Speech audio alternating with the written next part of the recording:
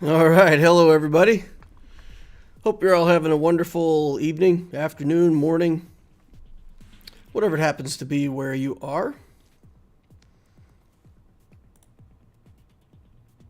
Got a couple grand arenas to do today. Talk a little bit with the chat. And we'll do the alt account. Then we'll do the main account, and we'll finish up with the low-level Obtesio stuff. The Obtesio stuff isn't going to be too exciting today. It's, yeah, our opponent has all kinds of stuff that we're not going to be able to beat. So we're going to have limited fun in that GAC. We'll see. We'll see if we can get something done in there. All right, Niamico says, greetings, DL. Catching live is awesome. Even at 2 a.m. Oh, man, 2 a.m. Yikes. Darth Batal's in the house. Rise Gaming Incorporated says, hello, DL. All right. Sodot's here. Sodot. That's like, oh, that's Soldat. I was going to say that's like soldier in French or something, but I guess that's a little bit different. Blessed Carrot's in the house. Greetings from Portugal. How you doing, man? Mike C says, I feel like I no longer win GAC. My opponents either choose to lose or stomp me. Yeah, Mike C, we're all in the same spot. I mean, think about it, right? All of the systems where you rise to your level of competence, the Peter Principle, there's something called the Peter Principle that says that like in the workplace, people tend to rise to their level of incompetence. It's an interesting theory. It's the idea that if you're good at a job, you get promoted. If you're good at that job, you get promoted. If you're good at that job, you get promoted. But the first time you hit a job that you're not very good at, that's where you stay. So basically, everybody gets to the level, the first job that they can't do very well. And that's where they stay. So it's an interesting principle. You could say you rise to the level of your competence, or as the Peter Principle says, you rise to the level of your incompetence. But in gaming, it works similarly. Let's say you play a game like League of Legends with all the different levels and guild leagues and all that stuff. And when you get to be like, I don't know, gold 4, and if that's your skill level, you'll just win and lose half the time. Half the time you'll win and half the time you'll lose. That means that you aren't increasing, you aren't decreasing, you're just stuck at the level where you're at, going 50-50. And this new system for Grand Arena is designed the same way. And it's the unfortunate truth that a lot of those players that, like you said, they choose to play sometimes, they slide down in the rankings, and then you either get opponents that you play and stomp, or they decide to play and pull out their 8 million galactic power and beat you over the head with it. So I will say the Grand Arena mechanic, the idea of Grand Arena, has become a lot less enjoyable for me in the new system. I don't feel like I can generate a competitive advantage. Like good account building, you can generate a competitive advantage at the same GP. In Squad Arena or Fleet Arena, because they're time bound, you get into Fleet Arena at a certain time. You can generate an advantage by having more efficient fleet building. So in those ways, like efficiency in the game rewards you. In the new Grand Arena system, you just get to a level where you either win, and half the time you win just because the opponent doesn't play, and the other half of the time you win because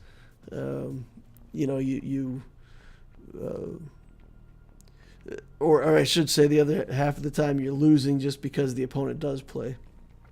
So yeah, it's I don't know how you guys feel about it, but it is to me a lot less rewarding than it used to be. Emotionally, right? Like you want some emotion out of the game. You want to feel like you're winning, and that's what I miss. I mean, sometimes I can match up against a higher GP opponent and pull something out and win, and it feels like David slaying Goliath. But I want there to be matchups where just because I built a better account, I win, right? In the old GAC system, there were a lot of matchups where people were at similar galactic power, and you just built better stuff. You know, your account was better, your mods were better, and you could just go in there and, you know, feel like a superhero and just crush them down and feel good about what you've built. And that's the part that I miss in this new system. It's, you know, you go in against the guy with 6 million galactic power and you win. And you feel like, well, if he played, I would have lost, but he didn't play, so I won. There's not the emotional payout that there was before. For the guys at the top, for let's say the people in Kyber 1, that's not necessarily true, because like the people that are still in Kyber 1 earned it, and they're playing. Everybody up there is playing. So it's just, you know, that I think is where the struggle is real and it's fun.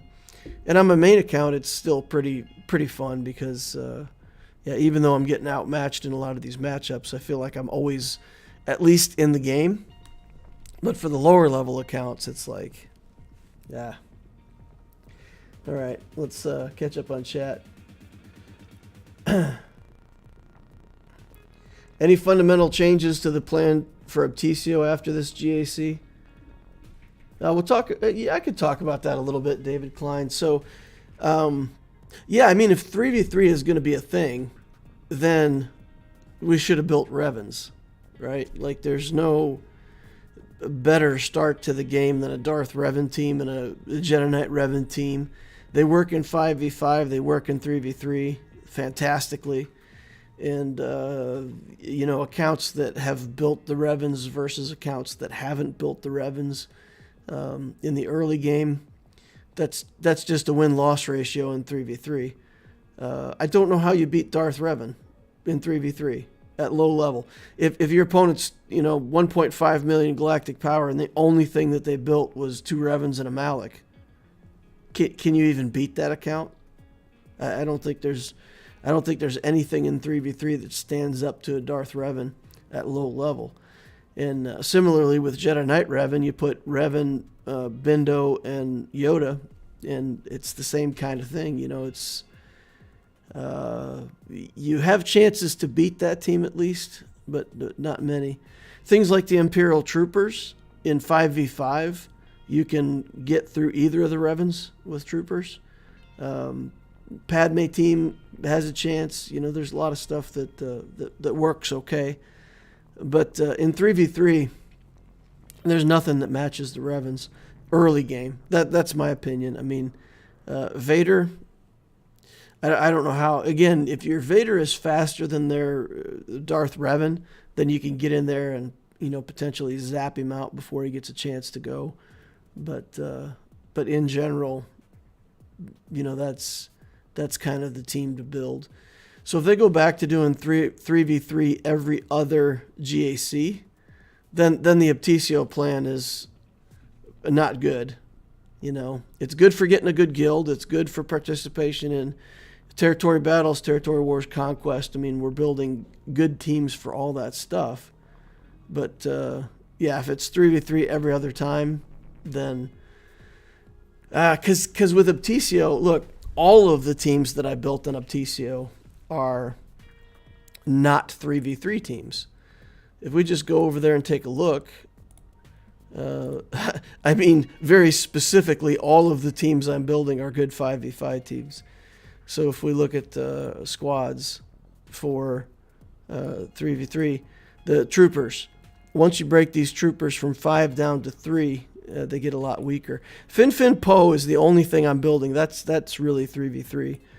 Mon Mothma, if you don't, again, you have 5 characters assisting or you have 3 characters assisting. It's a huge difference, right? The Geos, we built the Geos. They're really a 5v5 team. They work a lot less well when you start breaking them apart. Qui-Gon can flex 3s or 5s. Clones with Shaak Ti. If you get a sacrifice, you got 3 clones that have the boost. In 3v3, even if you just put these 3 clones together, if you get the sacrifice, you only got 2 clones with the boost. So, like all of the teams that I built for the Optisio account do less well in 3v3. And then we might find ourselves building something like Iden Versio and do Stark as our first Relic Trooper. Maybe him and Dark Trooper, and that way we can have two teams in 3v3, one with Dark Trooper and one with Stark with Iden Versio. So if 3v3 is coming back every other one, we'll have to change the plan. I don't know. Have you guys seen anything about what their plan is? Are they going to do 3v3 often, or is it going to be once in a great while kind of thing? I haven't seen what they're going to do there. How's your back and your family? My back's okay. It's okay. I'm living with it. Family's good. For anybody who didn't hear, we had one of our cats pass away. It's been with us for 17 years. So, he had a good long life. He was a rescue cat, and just been having some health problems lately, and couldn't make it anymore. So, of course, the ladies had to go out and replace the cat. So we've got another new kitten in the house now. It's another rescue cat. Also black. They decided they wanted to go with another black rescue cat and just kind of replace him. So they're good. They're still, let's say, sad about losing one cat, but of course, kids having fun with the new one. So everybody seems to be doing well. David Dutrow says, you're not increasing, you're not decreasing, you're just creasing. That's funny. GAC will settle up. It just takes time. GAC won't settle. I mean, what you have right now in GAC is what you're going to have for a long time. You've got the people at the top who are at the top and deserve to be there. You have people at the bottom that have slid down that don't play. And then you've got these three sections in the middle, and it affects rhodium, chromium, and bronzium. And even to some extent carbonite. You've got casual players who may or may not play. So you've got 6 million, 7 million galactic power accounts that are down in bronzium. And if those players choose to play 1 out of 3 games, and you just happen to be the game that they choose to play, they'll beat you. They'll hold their rating. They're not going anywhere. They're not going really up or down. They don't really care where they're going. They're not playing to rise. So yeah, this is what you'll get. And we're gonna like we talked about. We're all gonna end up kind of in that boat where on average we go 6 and 6, neither rising nor falling, and it's just unfortunate that a bunch of those losses are just going to be to accounts that are so overpowering that you don't have a chance. It makes the game mode less fun. Hey DL, I sent a message in the Ask Loquitur channel today on Discord. Just wanted to say thank you for a detailed response. Hey, no problem, Jack. I'm happy to help if it helps people. I have a black rescue dog. Nobody wants black animals. It's very sad. Is that true? Are black animals less popular? I don't know. Maybe there's probably some statistician who's done a statistics project on favorite types of animals. I know with cars, there's like white, black, and silver are generically the cars that everybody buys, and like colored colors are a lot less popular than just the standard black, white, and silver. TK's in the house. Evening all. I had to play against the 6.7 million GP account today. I'm 2.5. Yep. And if they put a defense on for you that was fun to play against, at least you could practice. But against the 6.5 million account, you get to pick like the 1 or 2 teams that you're going to beat, and then you just give up.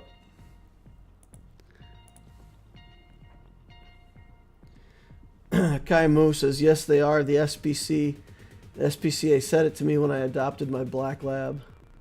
Interesting. Huh. Well, we're a non-standard family then, because I think we've always had a black cat. Bad luck all around, right? You get bad luck every day with that dude just like walking around right in front of you.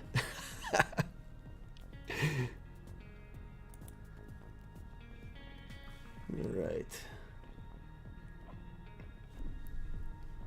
It seems that way all over Canada. It's really difficult for people to adopt any dogs, and a lot of people I know who have adopted dogs recently have adopted them from overseas. Wow. It's difficult for people to adopt dogs in Canada. That's weird. I just placed a meme defense, a level 69 cup lead on the front wall. Got to get that cup going, huh? Now, why don't we take a look at an account while we're sitting around talking? See if we can help somebody out.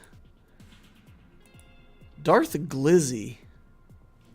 I feel like we've already looked at that name. Let me take a look here.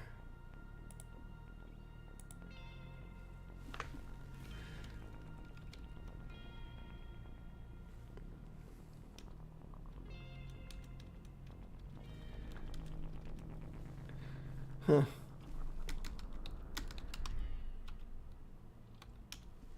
Maybe not.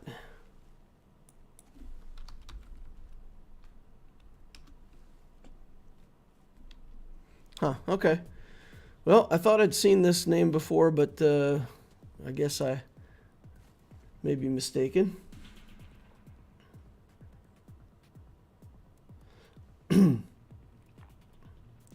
Konstantin Gubernick's in the house. Been a while since I've seen your name in chat, I think. I feel like. All right, what do we got here? 1.7 in ships, 2.2 in characters, 181 in arena, 16 in fleet. Still working on the 7th star for the Vulture droid. I feel like by 4 million you should have your Vulture droid finished, although Loquitur's in about the same spot, right? Like 3.6 million, and still haven't finished out a couple of my pilotless ships. Working on the Malevolence and the Negotiator both. Got Chimera, Executrix, Endurance, Home 1. Lots of fleet stuff. Not that many relic ships, though. The Galactic Republic stuff, 1 Rebel, Empire, Houndstooth, and the Spy. Alright. And we've got some other stuff down here. Plo, Xanadu Blood, more pilotless ships.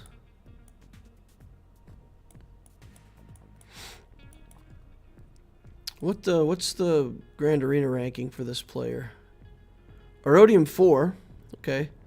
So he's definitely using 4 fleets. Alright. Character-wise, no GLs. Skywalker, Revens, Grievous, Padme, Bounty Hunters.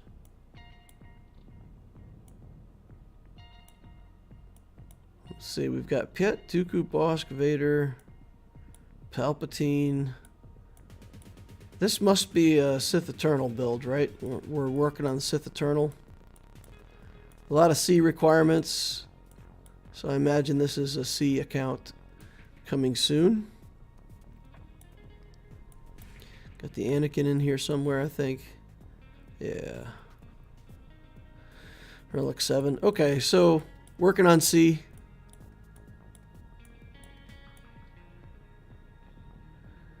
Do we have C-3PO built already? Yep, 7-star 3PO. Good stuff. How are we doing on speed? 319 on the Shock T.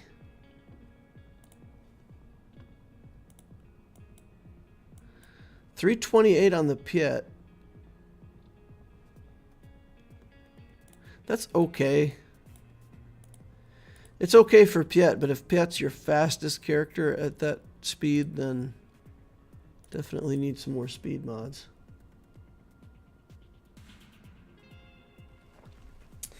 Hey DL, did you know Arnold has name dropped you as someone who does nice account reviews?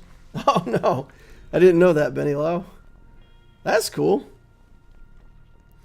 I didn't think he even knew of my existence.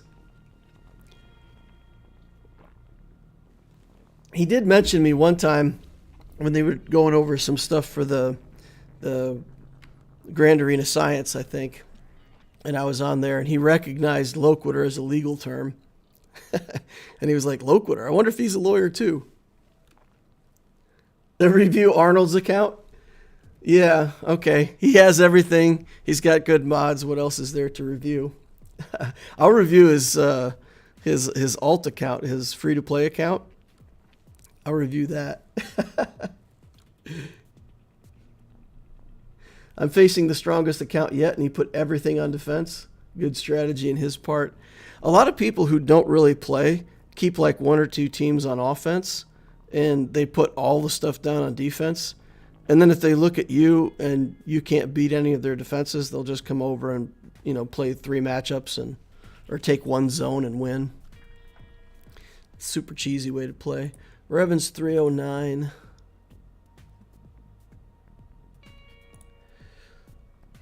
Okay. 304. So we've got characters that are over 300 speed. We're just kind of looking for a little more top end on some of the faster characters. You could easily have Grief Karga even at gear 12 at like 350. He's a fast, or not Grief, Moff Gideon, I mean. I clicked on Grief, but I meant Moff Gideon. That's a pretty fast Grief for being only gear 12. Yeah, here's Moff Gideon. Okay, he's not even gear 12 yet. Okay, so like a lot of people, have to work a little bit on the mods. It's not, probably not an impressive mod score. I'm guessing like 2.5 for the mod score or something like that. Alright, so what to do after Sith Eternal? Because it looks like that's the path. Sith Eternal. He's got pretty good light side, right? So he's already gone for the gas journey. He's already got the gas and the clones team, Jedi Knight Revan team, Padme. So he's got stuff that he can build with light side. I still like a light side GL, maybe as his next thing. The account seems like it's been around a while. It's got a lot of Zetas on it. Let's look at Wampa. 6-star Wampa. Hermit Yoda. No Hermit Yoda. He's got CLS going though, so maybe Jedi Master Luke would be interesting for him. Would help him build up his Rebel fleet. JMK, of course, would be interesting. Those two would be my favorites for this account. Or Executor. I think that's the debate everybody has to have with themselves, whether they want the Executor next or their next GL. For his account, I don't know, I'd probably go with another light side GL. He's 16th in fleets, so it's not horrible. Probably scores higher than that when it's payout time. So yeah, I'd probably go with a light side GL as the next move, and then move into Executor after that.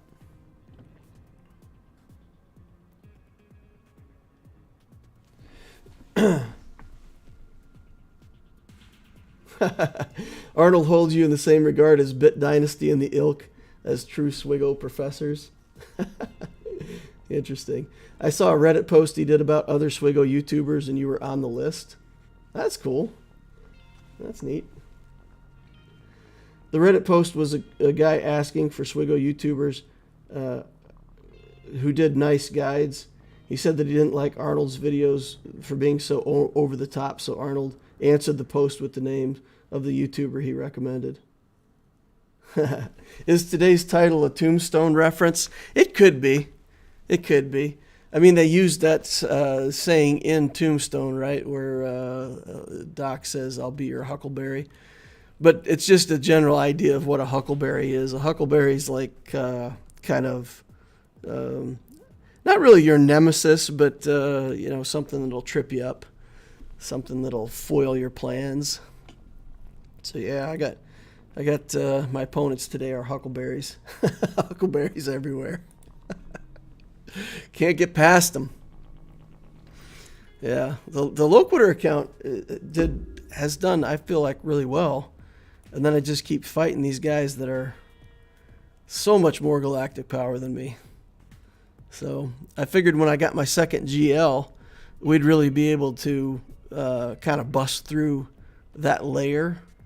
But in threes, man, the guys with 6 million GP in 3v3, I feel like I could beat them in 5v5, but I can't beat them in 3v3 because they can divide up so much more of their stuff into effective teams, and I'm kind of stuck. I have one relic teams, right? And if you have a one relic team in fives, it takes up 5 character slots. If you have a one relic team in threes, it gives you one team, and and then you just run out of teams really fast.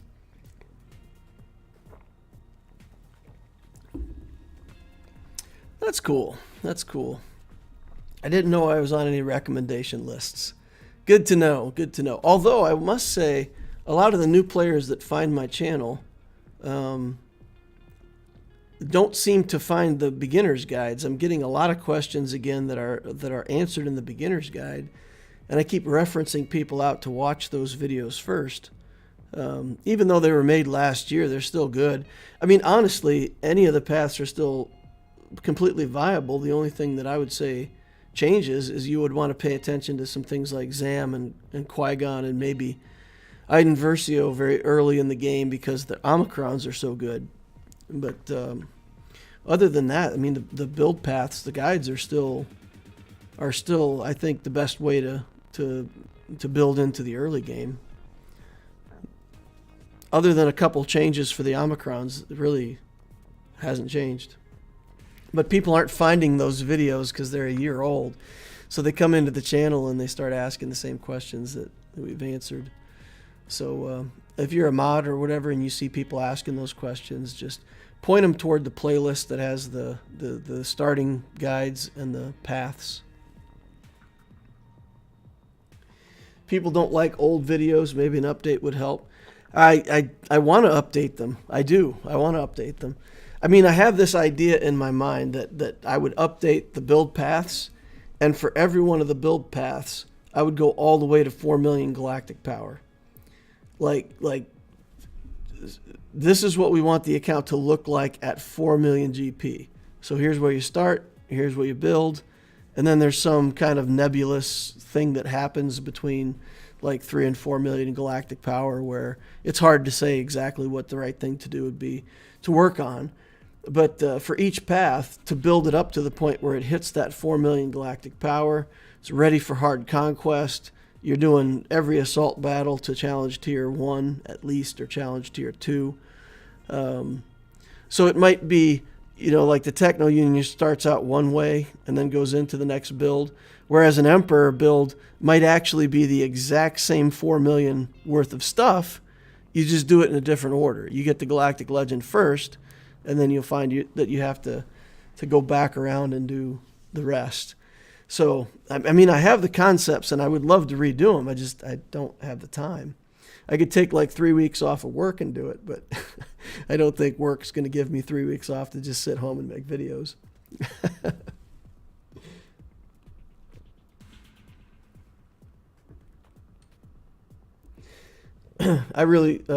Sonam says, I really appreciate your videos and streamed, helped me out quite a lot. I think you're a really nice guy. Please stay that awesome. Thanks, Sonam. That's very nice. Appreciate that. With the game changing so fast, it would be nearly impossible to always have the most up-to-date vids. Yeah, maybe what I need to do is do an addendum and do like part 4 of the starting guides. And just like tack on 2022, or do my new 2022 guide and just say, okay, here's the things that have changed since the last time I did these guides. Everything's good except for these Omicron things. And then just list out like a couple things to pay attention to, like as part 4 of the starting guides.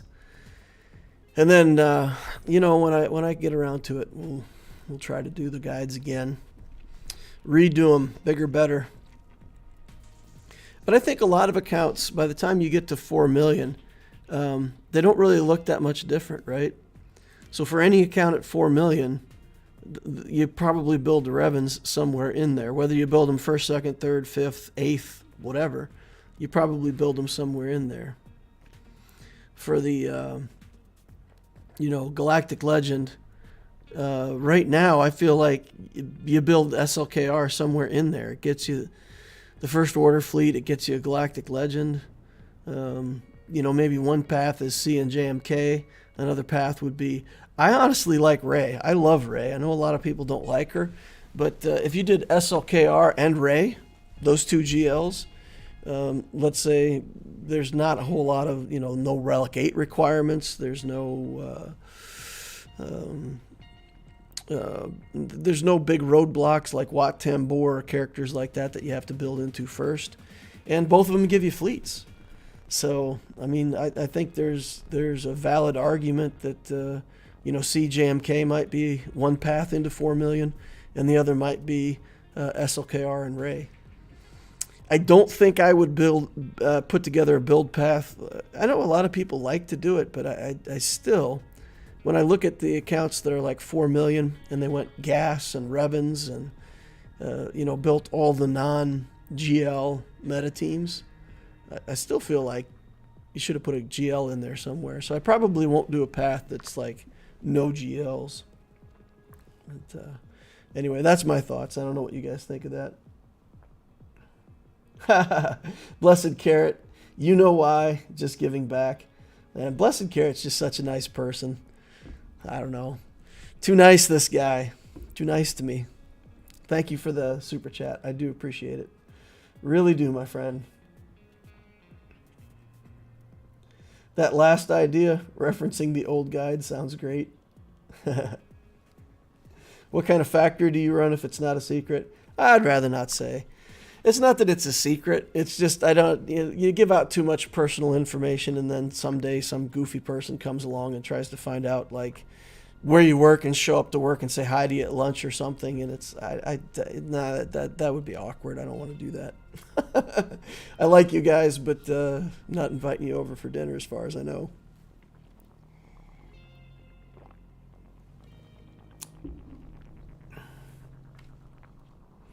Daniel Eaton says howdy. RoboVolk says a droid factory, obviously. RoboVolk, I'm going to go with that in the future. We make robots. Can't call them droids, we got to call them robots. Just because I know it annoys people. I've had people message me, stop calling the droids robots. Nope. I'm going to call them robots if I want to. Just because I think it's funny. All right, well, let's get into this Grand Arena over here on the Darth Loquitur account. Got 2 losses. We're trying to fight out this 3rd round to see if we can get 1 win to salvage ourselves with a 1-2. And we're fighting against a player with 6 million GP. So I'm at 3.5. He's got that in characters, and then he's got another 2.4 million in ships on top of that. So we're really fighting an uphill battle. Fleet-wise, we've got the Negotiator. There's not a Malevolence in here. So that seems weird to me for a player at 6 million that he has no Malevolence, but we take that as an advantage that we can possibly use. And then, all this stuff. I find myself bringing my C on defense, or on offense. I really thought that I would, a lot of times, put it on defense and just try to give my opponents a no-zone win. But against opponents that are so much bigger than me, like if he puts this Rey on defense, I have to have a chance to beat the Rey. So if I went like even more of a turtle defense with my C up in front of ships, then there's a chance that I don't get any zones. So I keep taking him on offense. But here the opponent has the Rey built, has a CLS team, both Revens, Malik's in here. We've got, there he is, Relic 4 Malik. Grievous, Wampa. No Omicron on the Wampa yet. Got Treya in here, Scion, and I think Nihilus is also built up. So he's got the Triumvirate going on. That's not part of the standard package, you know. It's not not normal that people also have the Triumvirate Relic. Here's Savage Oppress at Relic 2. You don't often see him relicked. He's a crazy character, though. He can, I mean, if you see a Savage at Relic level and you come in and you underestimate him, you can really get stuck behind this guy. Whenever he takes damage, he gains offense, defense, and heal over time.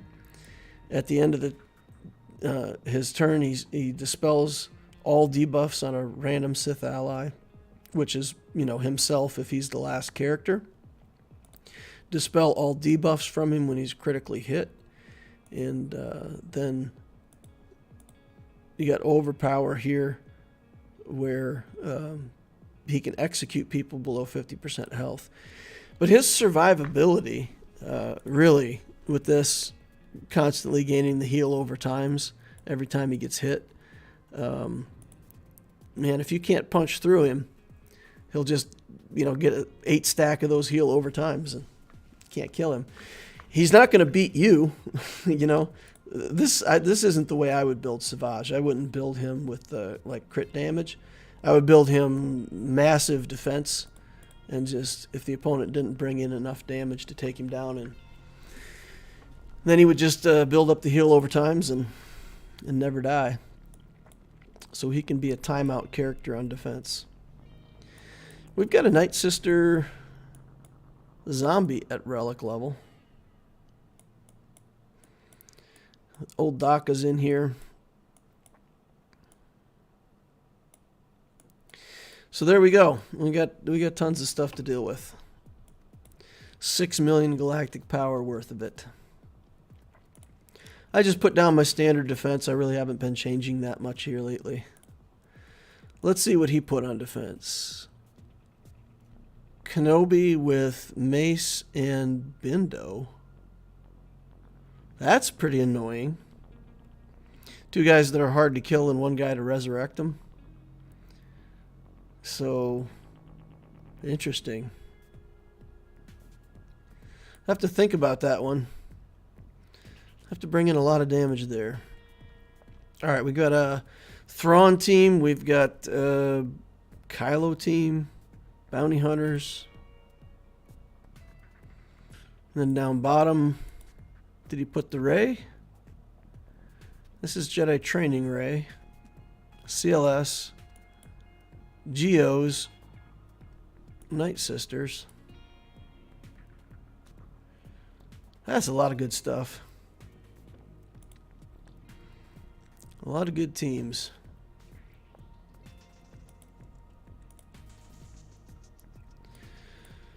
A couple of these teams we can beat. What do we have that beats?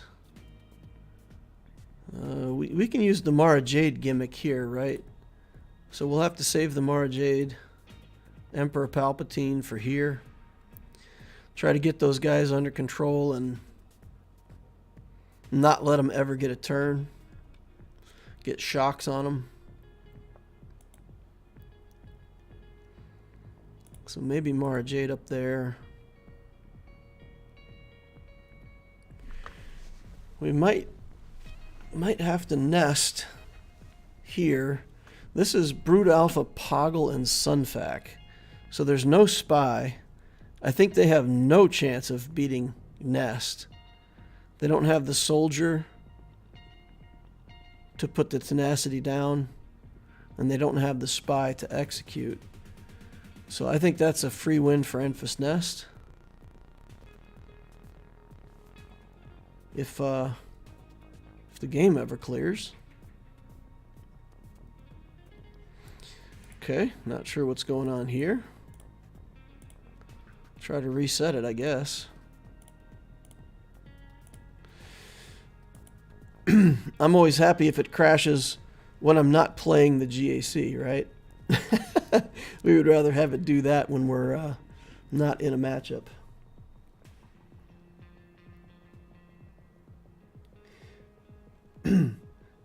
Daniel Ito. Daniel Ito N7. Okay, Daniel Ito.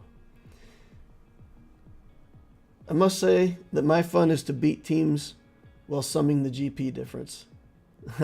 Graham K says, I agree, Loquitur. I wouldn't want too many people to know where I work, etc. People know my name, and maybe that's too much. I've been using it online since the 90s, so it's too late to fix.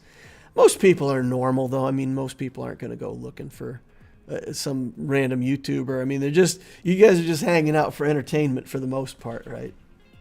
But it's one of those things. I know of a streamer who had just mentioned that they were taking a trip. And they said, yeah, I'm going to Atlanta next week or something like that. And like 3 or 4 people went to the airport and waited for them to show up. You know, they just like hung around all day waiting for them to show up. And it was an innocent kind of thing. And, you know, the people who were doing it didn't think it was that big of a deal. They just wanted to say hi to the streamer in person when they showed up. But imagine how creepy it is to show up at Atlanta and there's people waiting there and they're like, hey, how you doing? It's like, what? Are you going to come stick me in a van and take me away now? Or, I mean, it just makes people uncomfortable. So, I mean, I don't want to end up just in an awkward situation, I guess. Although, I mean, if somebody saw me out at random and they were like, you know, hey, are you Darth Loquitur? I'd talk to them. I mean, I wouldn't ignore people if it just happened by random chance. All right. Let's get back in here.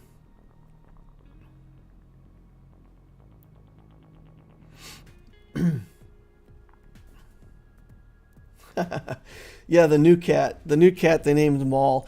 My daughter had a funny logic for naming the cat Maul. It's Manx cat, so it's got a stubby little tail. And she said he's missing half his tail and Darth Maul is missing half of Darth Maul. So, seemed like a fitting name. So there we go. We've actually got 3 cats. So we've got Nihilus, Maul, and Horatio, who my daughter affectionately calls Loaf. Okay, we beat this Ray team recently.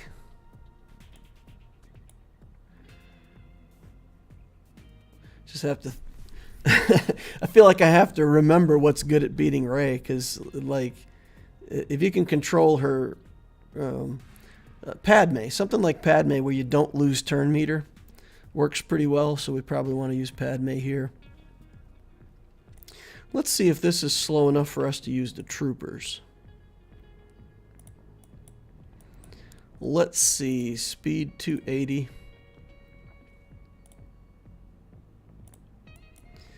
Speed 273. So they're decently fast. Chewbacca won't be that fast. 257, still not bad. So we can use troopers here. I think we've got enough punch with our troopers to get through. And then we just kind of have to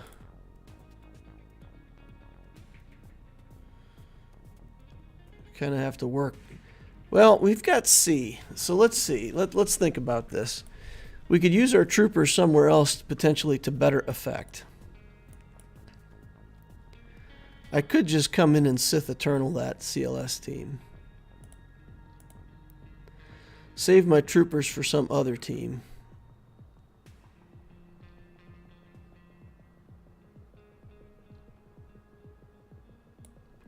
I wanted a Mara Jade there. We got to keep a big damage team for that Jedi team up top. What do you think, guys? Just use my C here, blow through the CLS, get to the back wall. What do I even have with Padme? I may have to CLS this Rey team because my Padme's still very weak on this account. What else do we have that we could use? See, we've got the Padme. But then we'd have to use something like Yoda Shock T or something like that with a lot of recovery. And hope that Padme doesn't just instantly die. There's no way we go first, right? So he gets to go first. Can't remove our turn meter. But then we've got to get enough. I mean, Padme will just die right away, right? Rail hitter, stick rail hitter, and then Padme's done. And I don't really have a good tank to stand in the way. I've got 5s, but he's not pre-taunt. Padme beats this CLS, and then Nico says, not this Padme. Treya says, if Horatio were a Star Wars character, I'd want to call him Jar Jar. Well, I wouldn't want to insult Jar Jar. Horatio is literally the least clever cat I've ever seen. He can't even figure out how to get the food, the food dish where the cat just paws on the food and it comes down out of the food dish. He'll just stand at the food dish and meow because he can't figure out how to stick his paw in there and pull the food down. He's like, as far as cats go, he is just really not clever at all. He's about as bright as a bag of hammers, that cat. All right. Yeah, I think I'm probably more afraid of this Ray team than just about anything he's got on the board.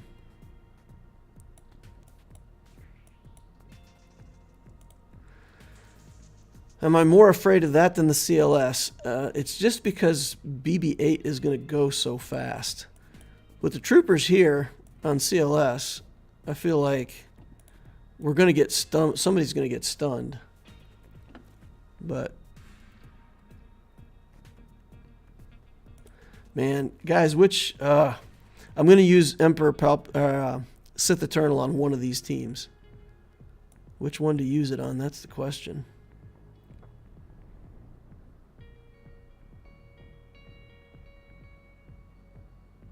The other thing I could do is just fight my way through.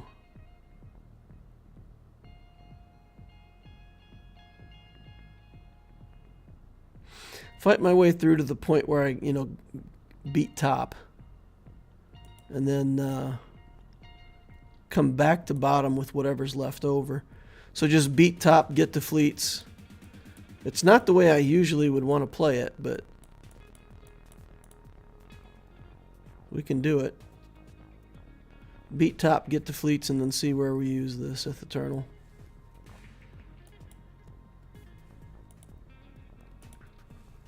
He makes up in handsome what he lacks in smarts.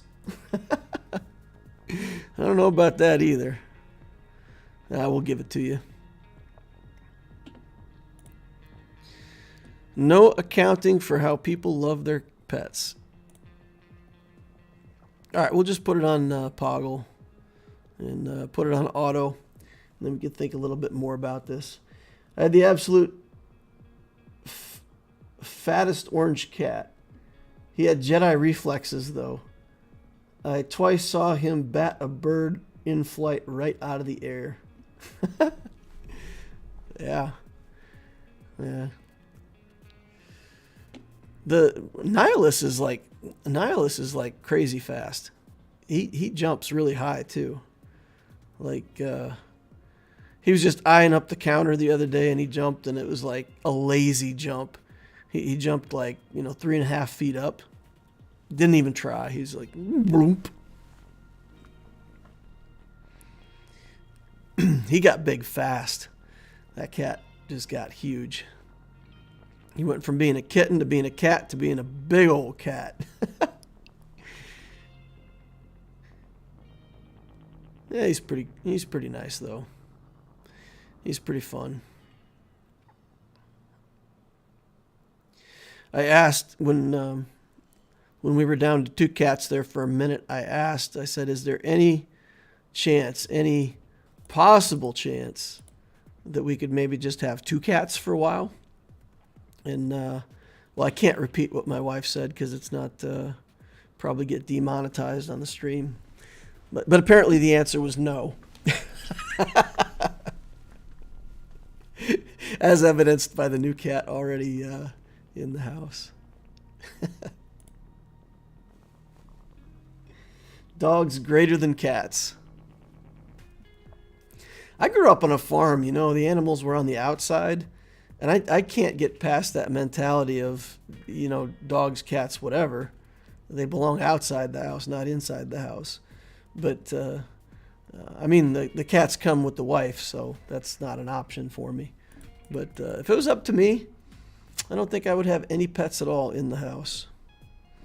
Might have some chickens in the backyard or something crazy, but I wouldn't have any house pets. All right, so Nest did her thing. These Night Sisters are kind of scary. There's no Daka in here, but still having to kill these 15 times is not fun. So maybe we do something like Vader. I feel like I would need Watt. C can solo anything I want him to beat, right? So then maybe we put in something like this Royal Guard here.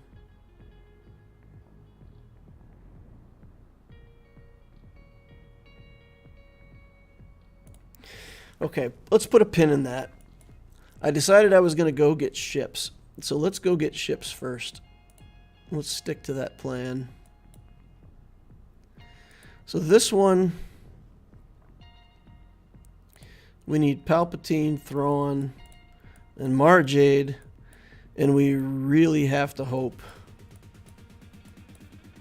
No, oh man, the counterattacks. Okay, let's take a look at Marjade just for a second. Here, Marjade. Okay, if I do her skill here. Offense down, shock, stagger.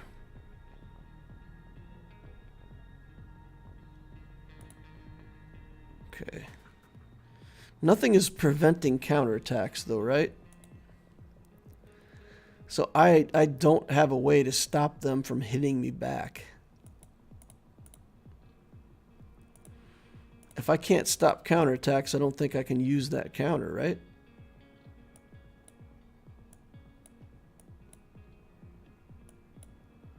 Oh man. I may have to pick top or bottom and only get one or the other.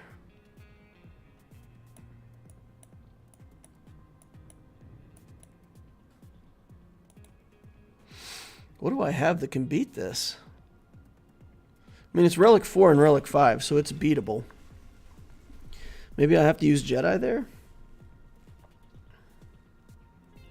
Fracture can stop. Yeah, but if old school Kylo takes a turn and actually gets the retaliation buff on him, so I kick Kylo Ren unmasked and we remove the counterattack there. But then if he gets a turn and he does his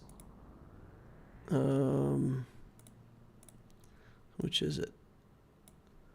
Where does it come from? Is it outrage? Oh, come on. There's something that gives him counterattack.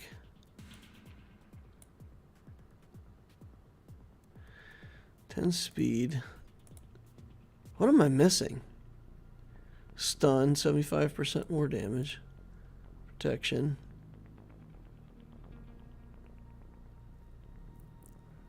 Allies, first order allies with advantage gain turn meter.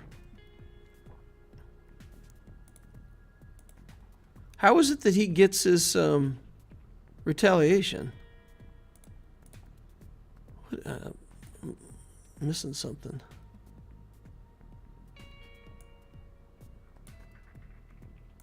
Maybe somebody in chat knows. Lash out? Oh, and they're right there in the front. It gained retribution for 2 turns. It's right there in the first sentence. Physical damage to all enemies and gain retribution. So once he gains retribution, I think the whole thing falls apart. Although, if he gets retribution, it's possible I can just avoid hitting him altogether. I just avoid hitting him. Maybe it can work. Maybe it can work. Let's take a look at speeds here. Let's look at the speeds and make sure that this is going to work out like we think it is. And then let's think about giving this a try. 234. This is the guy we got to worry about. 243.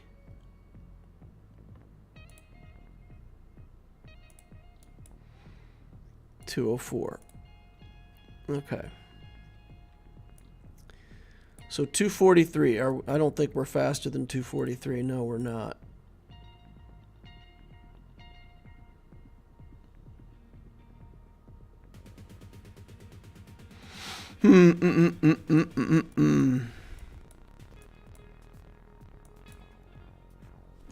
So I go, and he's pretty much good. I mean, Thrawn goes first, right? So if I throw the turn with Thrawn over to Mara Jade, she has to hit Crew. When she hits him, we get counterattacked. Can Mara Jade... I think Mara Jade can live through one counterattack from Crew, right? And then we do the next. We'll get counterattacked again.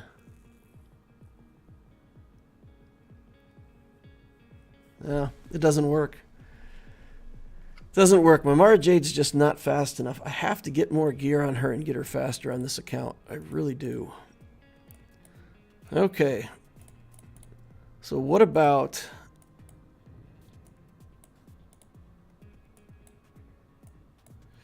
we got a Jedi team. We've got Mon Mothma. The Padme team.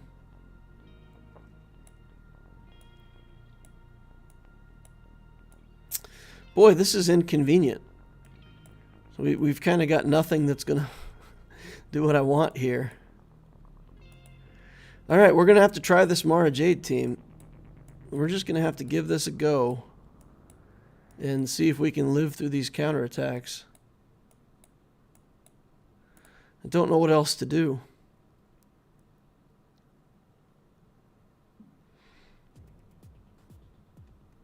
So Thrawn will go first, and we got a kick right away. And then we just let Mara Jade take her first turn on 238, which means he's going to go first. He'll go before Mara Jade. And if he chooses to come over with the third skill and stun Mara Jade, then we could be in trouble. So what happens on his turn determines whether or not we win this. If he does an area effect and Mara Jade lives, then we could potentially have it from there. No, because then he'll get the retaliation up. And he'll be counterattacking me anyway. So do it the other way. Pass the turn. Hit. What does shock do? I wish they had somewhere in here that had the buffs defined. Shock stops turn meter and healing, right? It doesn't. Shock doesn't prevent counterattacks or anything like that. Give turn meter to Mara Jade and use infiltrate and disrupt. Yeah, I will, but like I said, it'll trigger a counterattack here because he's got 100% counterattack, right? 50% counter chance doubled while he has taunt. So he'll have taunt. We're not going to be able to remove his taunt. So we pass a turn to Mara Jade. He's counterattacking into her every time she goes.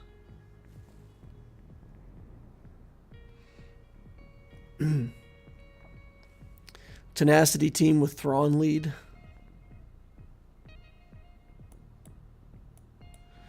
I mean, we could burn up Vader here.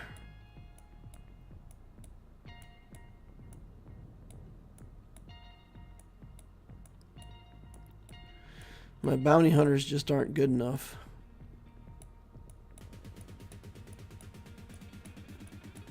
My triumvirate, not good enough. Troopers, not good enough. The Jedi team might work, but we have to hit pretty hard for this to come through.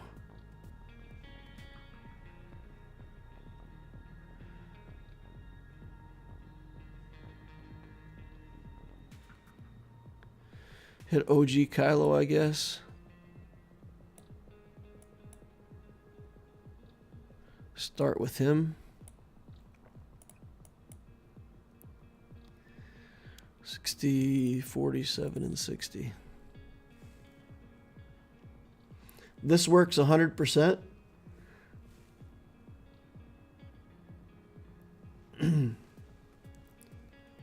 Mara Jade gets stealth? Wait, what? Mara Jade gets stealth from what?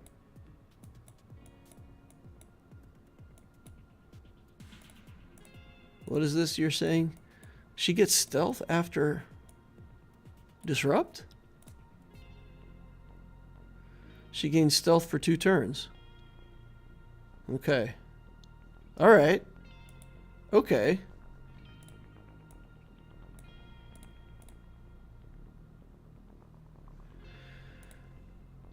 Okay, does that stop the first counterattack or not? Okay. Alright. Alright, alright, alright. That might work then.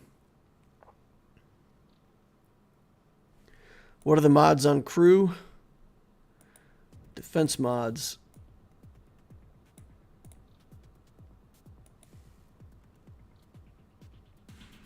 Doesn't stop the first counter. Okay, so she'll eat 1 counter. All right, well, let's try it. Let's give it a try. See if we can make it work. Doesn't JKR reduce max health when he uses the mark ability? I believe that works when they have bonus protection. These guys don't have bonus protection, right? Okay, so there's the counterattack. 2 staggers. And he didn't get staggered. Okay. Oh, what to do with Thrawn? Let's stop the First Order Executioner from doing anything, and we'll try to kill him right away. Okay, let's try to stun. Nope. Come on, we need some debuffs over here. Okay.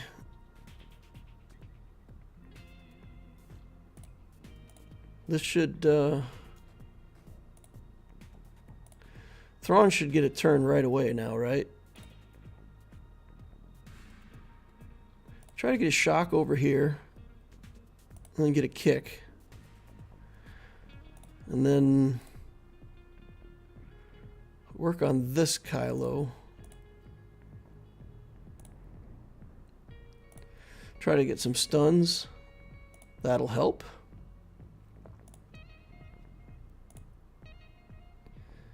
Okay, staggers again. Then we're actually going to do this skill right now. And we're going to stay on him until turn meter shows up over here. Then we'll trigger his stagger. Save our skills a little bit here. Okay. Stun him again. Good. We don't need to kick either one of them right now. 2:48 on the clock. Let's get stagger onto crew. Get rid of his turn meter. Okay. Get back over here.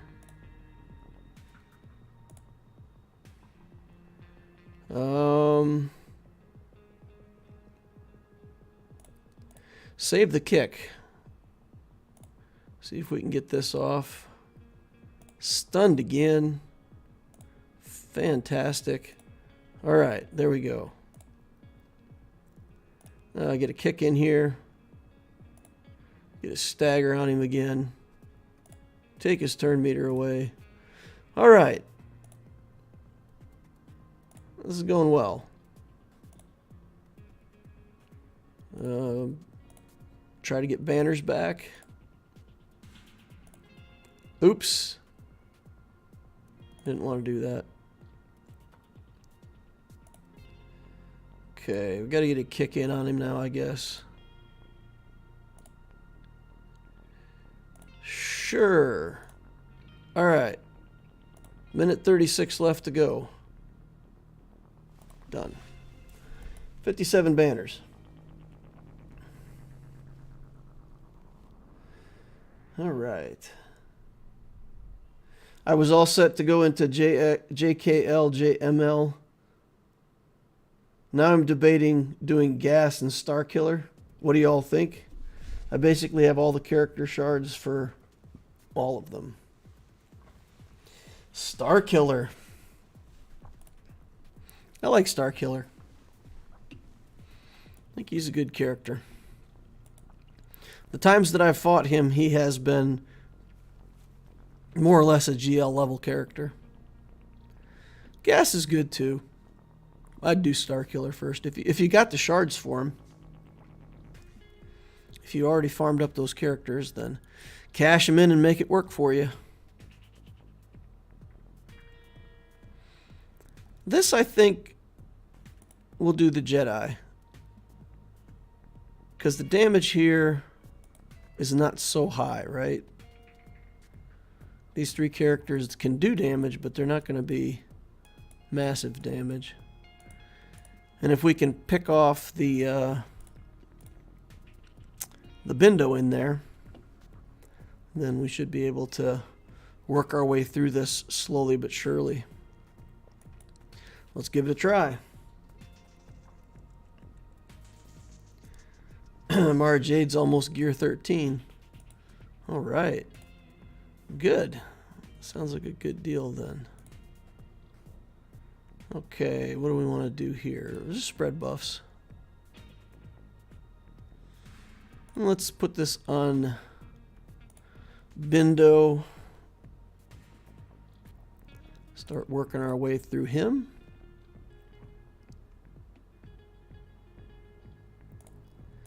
Get over there, Yoda. Go, go, go. Big hit. Oof. Okay, let's heal up a little bit. Steal some stuff.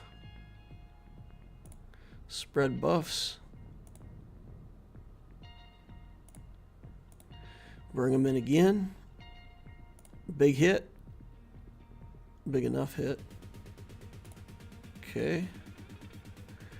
Now we get to get back to our called shot again. Man. All of that hit, but that it looked that wow. I think Bindo actually gained life from me hitting him right there. Okay, let's do this. Get the buffs again.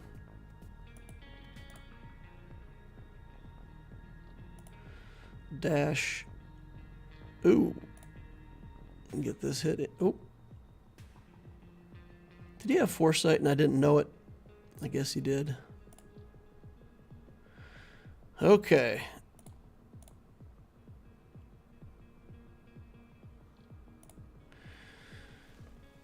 Keep going, guys. This Bindo is rock solid. Get a hit on him. Does nothing. Okay, gotta just keep going. Stick to the plan. It's not going to work if we don't kill their Bindo.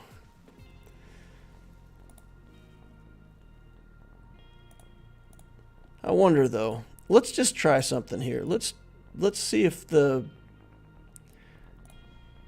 Mace Windu is easier to kill. Because if that's the case and we can kill Mace Windu,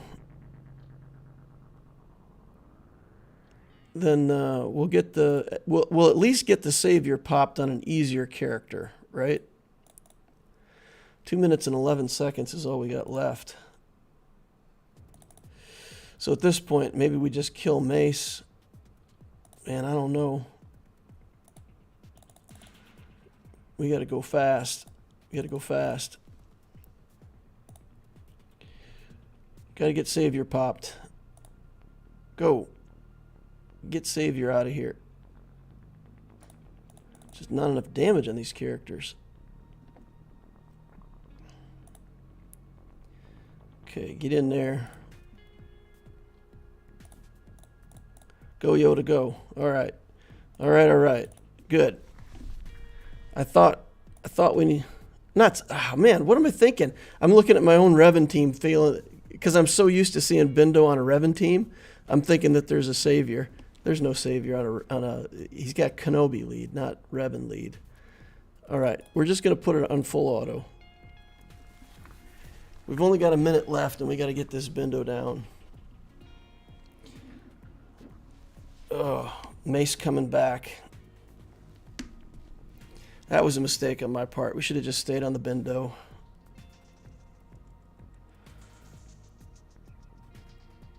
Although the Mace with all those stacks of his special debuff really made him hit hard. Yeah. Maybe should have just done that right from the start. Just put it on auto and let him hit Bindo. Come on, 30 seconds, guys. We got to get through him in 30 seconds here.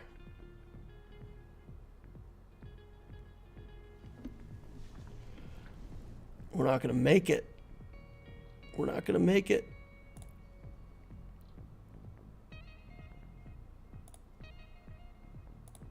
Oh, we lost the taunt thing. Okay. Yeah, so I mean, oh man, I did nothing good there. Did nothing good. That's whew.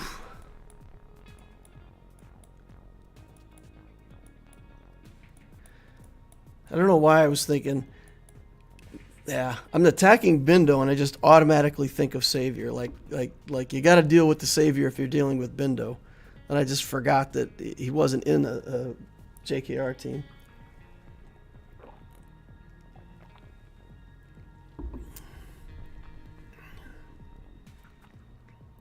Yeah, everybody in chat's yelling, there's no Savior. Yeah, no, I figured it out. Got to relic the JKR. Yeah, I mean, we got to relic a lot of stuff. Got a lot of stuff we need to relic.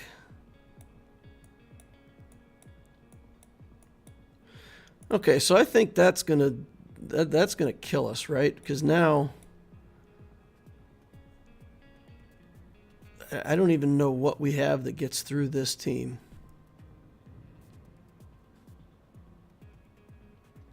Vader? We could probably put together some kind of Vader team.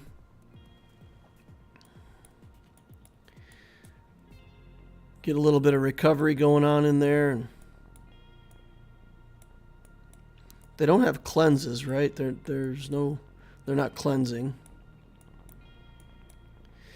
So if we do Vader and something to keep Vader alive, then potentially we get through it. And we'll put in a tank. So what we'll do is we'll put tank tech on the Royal Guard. We'll put the box on Vader. And then we just have to see if we can cycle enough turns to make it work. Gideon for the armor shred. Gideon would be good, but if I feel like if I don't have a tank to soak the hits, then Vader's going to die. We have to have recovery, so we need two characters that can recover. The Royal Guard plus Vader gives enough recovery that we can... Then basically it's just up to Vader to have enough damage.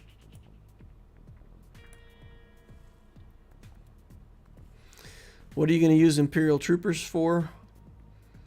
I mean, we can try them for CLS down bottom. So if I lose this battle, then we're just going to use Sith Eternal here and just clear top and go to ships. There's not going to be much else that we can do at that point. Okay. Weapon tech. Let's put weapon tech on Vader. And then we can kill Mace Windu. And Mace won't be coming back. I don't think we can kill him from there. So I'll just do a basic on him. Come back over to another basic again. Just start working my cooldowns. Take off the foresight. Okay. Let's call him. Not enough. Okay. Get some defense up over here. Force crush. Now he should just die, which is bad. We don't want that. Okay, we killed him. I was gonna say that he's just gonna die because of the damage over times, but we don't want that. We want Vader to kill him so that Bindo can't bring him back. All right, let's merciless this up. Let's hit him. Then we'll force crush over here. It's just foresights. Okay. Get a stun on him. We're actually going to kill Kenobi here. That's what we're going to do. We're going to try to kill Kenobi. And again, as long as Vader's the one that gets the kill on Kenobi, weapon tech's going to prevent him from coming back. And then it'll just be a solo Bindo. Okay. Get a stun on him.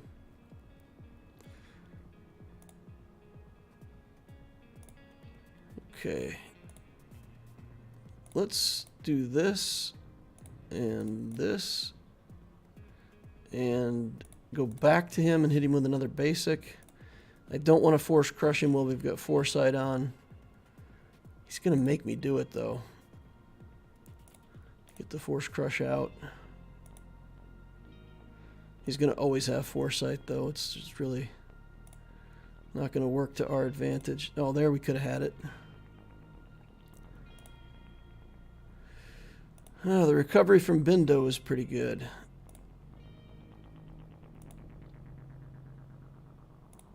Okay. How do we get through this?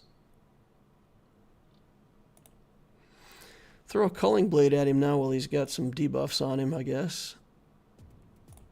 Merciless. Alright. Put a basic over here.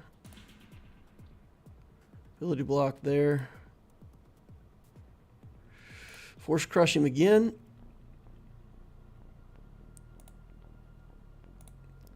We need to ability block Bindo if we can. Ability block him so he can't heal. Okay. Get him. Select auto. Alright. May not make the best decisions, but we need to go fast, so we'll just do this. See what we can build up over time.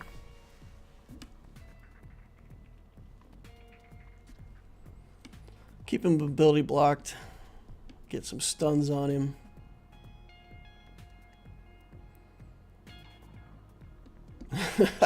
Watt's just going crazy over here. He's like, yo, yo. Luckily, Bindo's really slow, so he should have an ability block on him just about every time he goes. Resisted everything.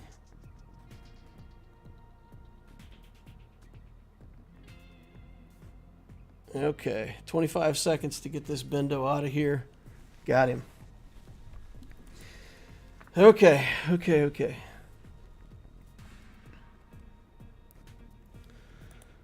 All right. Worked our way through it. That's a beastie team right there. Bounty hunters. Ah, clones. What do we have for the 501st? Who would like to go deal with some bounty hunters? Should be good, right? Get the sacrifice. That'll be okay. We should be able to make it through to kill Bosk.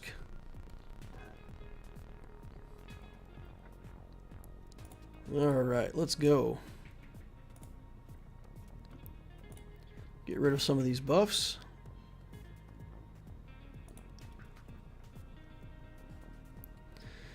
Okay. Tenacity up is good.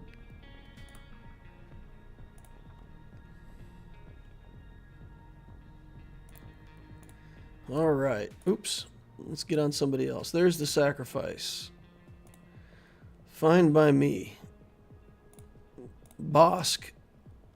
Didn't get him. Got him now, though. Alright, power up. Death 1 on Boba. Death 2 on Boba. Kill Django. Kill Django again. Not good banners, but it works.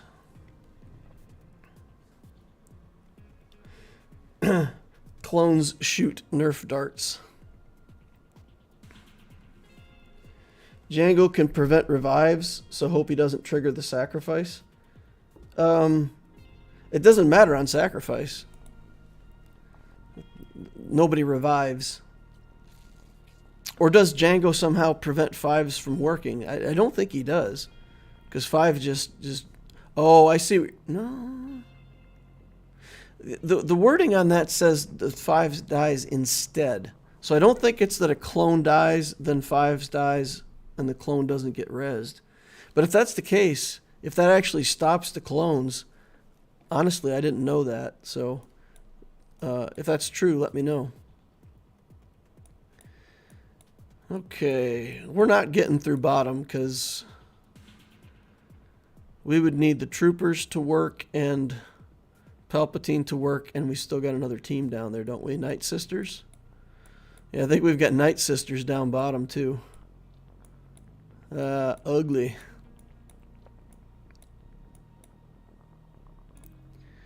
I don't think we're getting through that. Let's take a look. Let's see. Yeah, we're not going to beat all 3 of those teams. Unfortunate.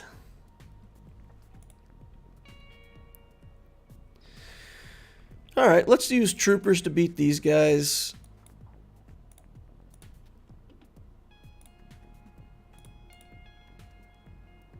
We'll use C down bottom to beat A team.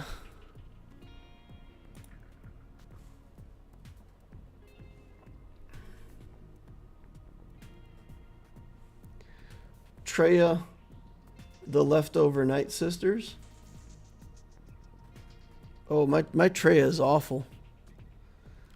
Guys, this is my alt account, right? Remember, the stuff on this account, we've got 2 GLs built, but other than those 2 GL journeys, there's really not that much stuff in this account.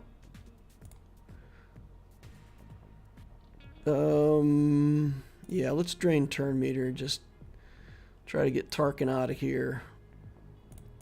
Get some dazes going. Stuck on the guard now for a second. Should be able to kill him pretty easily, though. Let's get back to Tarkin. Finish him off. Get turn meter back. Let's do this again. Cut down Thrawn's armor. Now I'm fractured. No, I'm not fractured. Oh, I'm still fractured. That was a counterattack. Yikes. Alright. 56 banners. Yeah, my tray on this account is like gear 9. So we're down to the point where the stuff that we have left over is just, you know, we've got our Sith Eternal. We've got like a Dooku that's really not going to be able to do much. We've got some leftover Galactic Republic.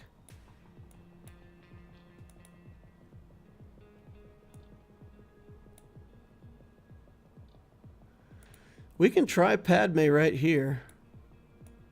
If Padme somehow pulls out a win.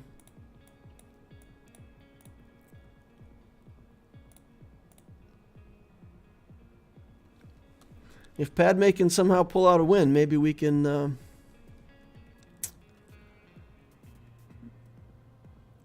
work our way through it. Those Night Sisters are going to be rough, though. With the stuff I've got left over. Yikes. All you need is Traya lead and then use leftovers with Traya for survivability, and they'll die off slowly. Hey, we can give it a try. Let's send Ahsoka over. Let's kick. Oof. Alright, big hit on BB-8. That's not a big hit. Impressive. Oh, one hit. Relic 7 Shock T down, one hit. Yeah, that's the power of that stick ray. That third skill on stick ray hits hard. Yeah. Okay. So what do we want to do then? Let's kill the CLS team, I guess, and move along. Do I even need another character in here?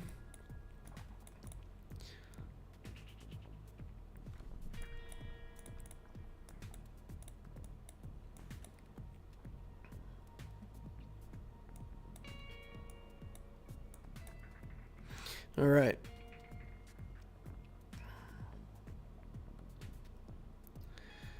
I think we link CLS and Han. Should be good if we link CLS and Han.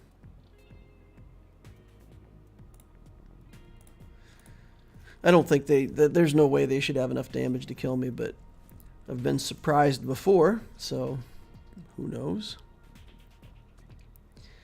Okay, link CLS and Han. That way I can just target Chewbacca.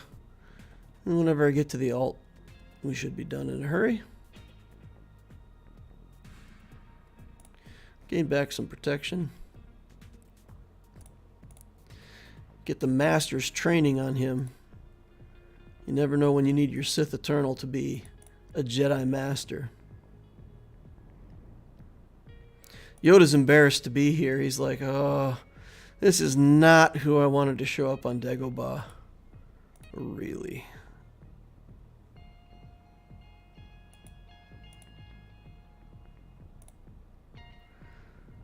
Okay, well, they've got one turn to kill Yoda now. Don't do it. I can do this.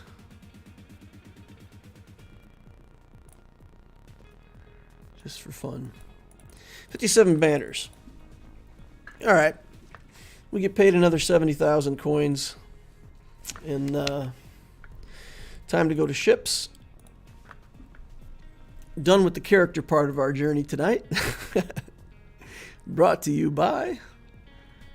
Interesting. No tank to protect Anakin. I am not sure I understand this opening comp.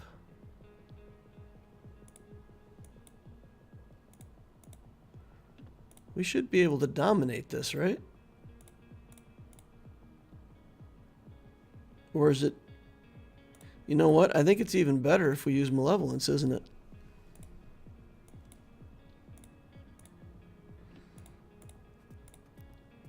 There's some trick here, guys.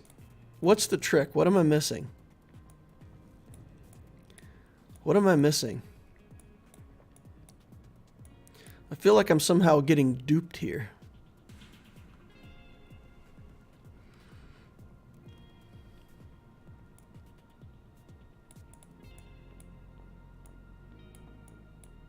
I've got some kind of rebel fleet to clean up if I have to. All right, we've got like the rebel tank and a couple rebel ships. That team is for mirror matches.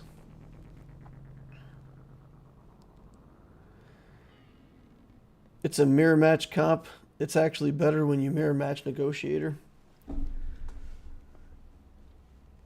There's 2 tanks in there to protect Umbran, right? Umbran and Close Sergeant. Yeah, I mean, they'll probably just reinforce with all tanks then, I guess, right? You just put those 3 ships in and then reinforce with the BTLB and Houndstooth and everything else. We'll go in with Grievous. I don't know. I think it might actually be better for us to kill Rex right away, isn't it? If we can't kill Anakin for good, we might be better off actually killing Rex.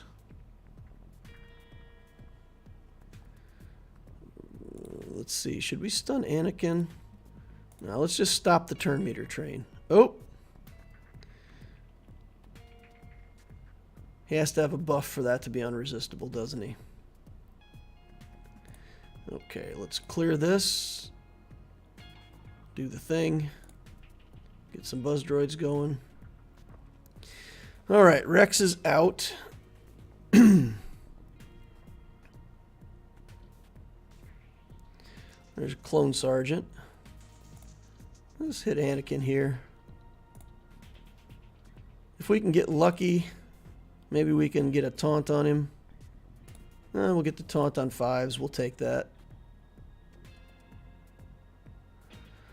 Yeah, he's going to get the... I can't get to him. He's going to get that unending loyalty. Nothing I can do about it. All right, just work away here.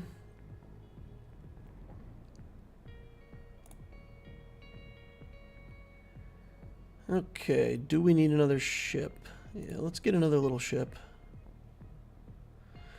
Trigger Anakin's unending loyalty. Another tank. Okay. Kill him? Yeah, nice. Get some buzz droids over here. Then we're going to bring in... I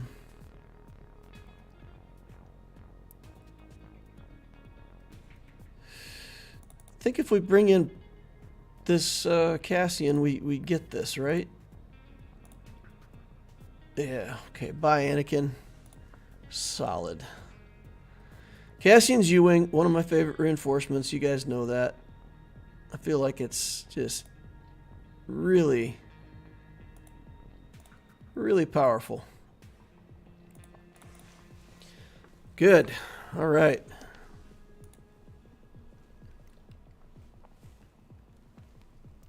Is Plo or Cassian a better cleanup reinforcement?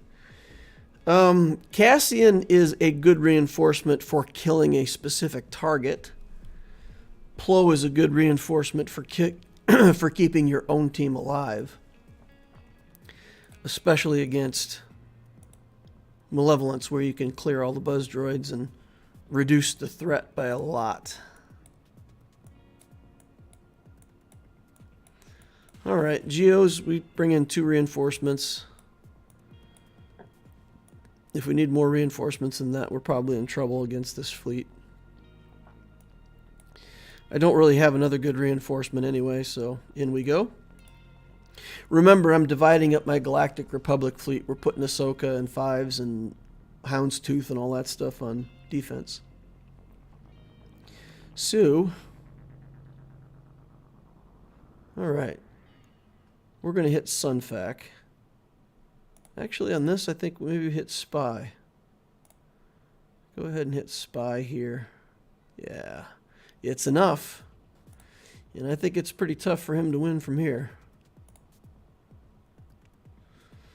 All right. Give the turn meter to Anakin. Why not?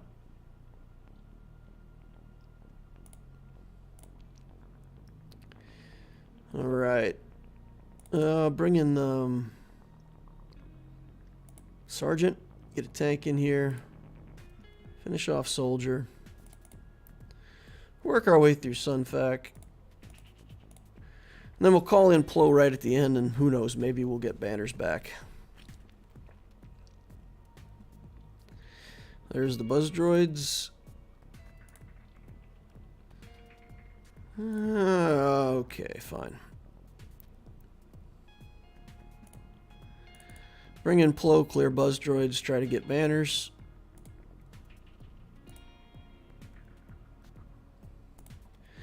Work on the Vulture or the Hyena bomber back here. Recovering. He's recovering on Sunfac. That's inconvenient. We'll do this skill. I think for the most part in that situation it's better than the alt. All right. 73 banners.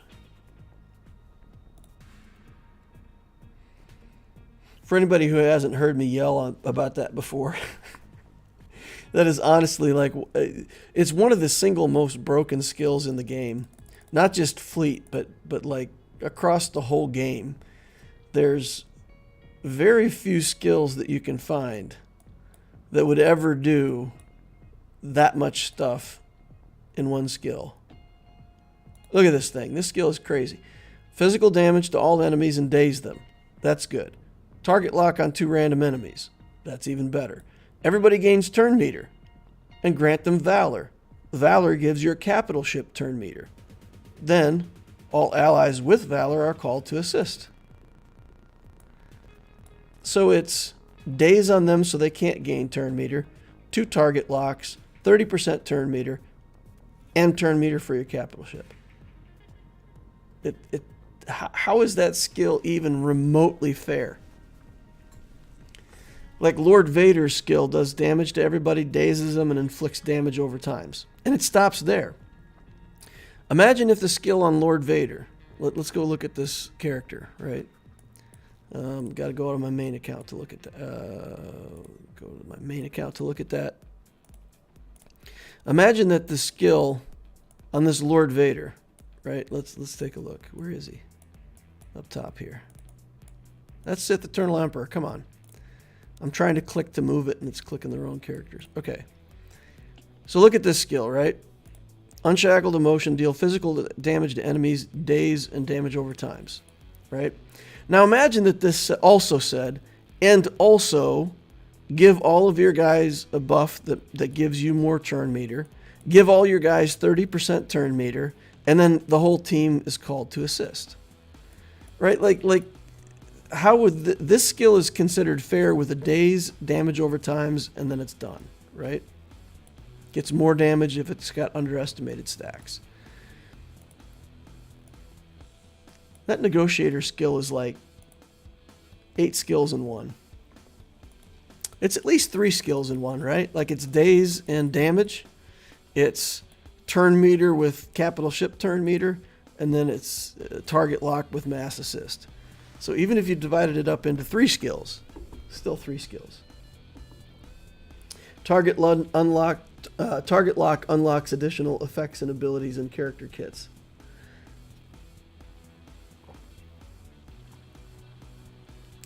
Nisus says, generally you want Plo to be with your negotiator fleet.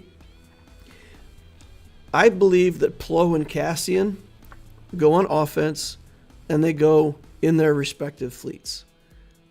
Cassian gets you access to Anakin. So when you're fighting against the negotiator, Cassian is a premium reinforcement. Because oftentimes you can just peel off all the taunts, target Anakin, you kill him, he's got unending loyalty, he goes into stealth.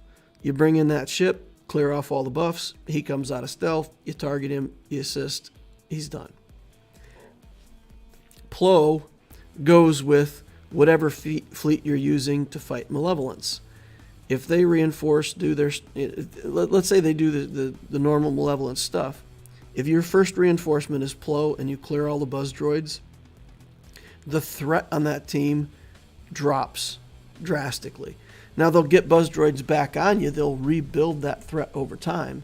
But that moment where you call in Plo as your first reinforcement against malevolence, it's if it's even remotely similar matchup, you just win the game on that first reinforcement. So I don't think that you don't pigeonhole Plo going with Galactic Republic, and don't pigeonhole Cassian going somewhere. Use them for what they're useful for. Cassian kills Anakin in the Negotiator fleet, and Plo saves you in the Malevolence matchup. So that's what I think. And of course, for a long time, I used my Finalizer to beat both of those fleets.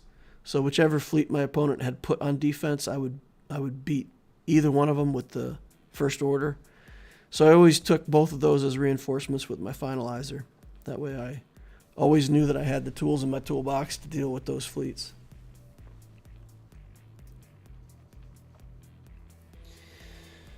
All right. Well, I think I'm going to roll right into the Grand Arena on my main account.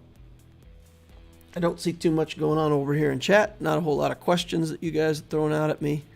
So let's go over to the main account. Here we've got 2 wins. Yay. So let's review this last battle that we had here. We got a full clear. They had already played and didn't beat our ships. So we got a full clear and won that battle against them. Earned victory, guys. We earned a victory there. All right, so now we're 2-0 with the potential to go 3-0. And I really don't think that I want to go 3-0. My opponent is 9.8 million galactic power. So 2.2 million galactic power more than I have. So I think my chances of going 2-1 are pretty good. They're pretty good. I think I'm going to achieve what I want to achieve. Getting a loss in the 3rd round, yeah. So maybe not by choice in this case. Maybe it's just going to be handed to me by a 9 million galactic power player. Geez, that's Arnold's level of crazy. Yeah, that's everything, right? That's, hey, Outrider. It's a new ship in the game. You should have it at 7 stars with a Relic 7-Rendar for sure. I mean, he doesn't have all the characters relicked, right? Like there's an Ebon Hawk and some stuff like that. Look, the Gauntlet Starfighter. Those characters aren't relicked. There's an opening in here, right? There's an opening. 6 GLs, all the stuff. Mace Windu, Omicrons, everywhere.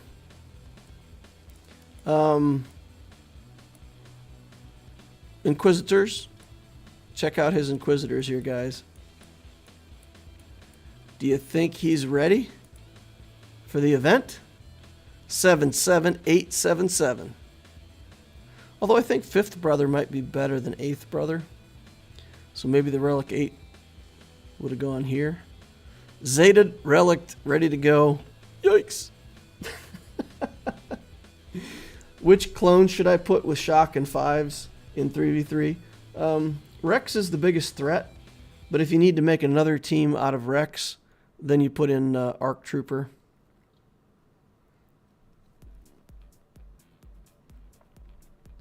You can also put in, well, yeah, I don't know.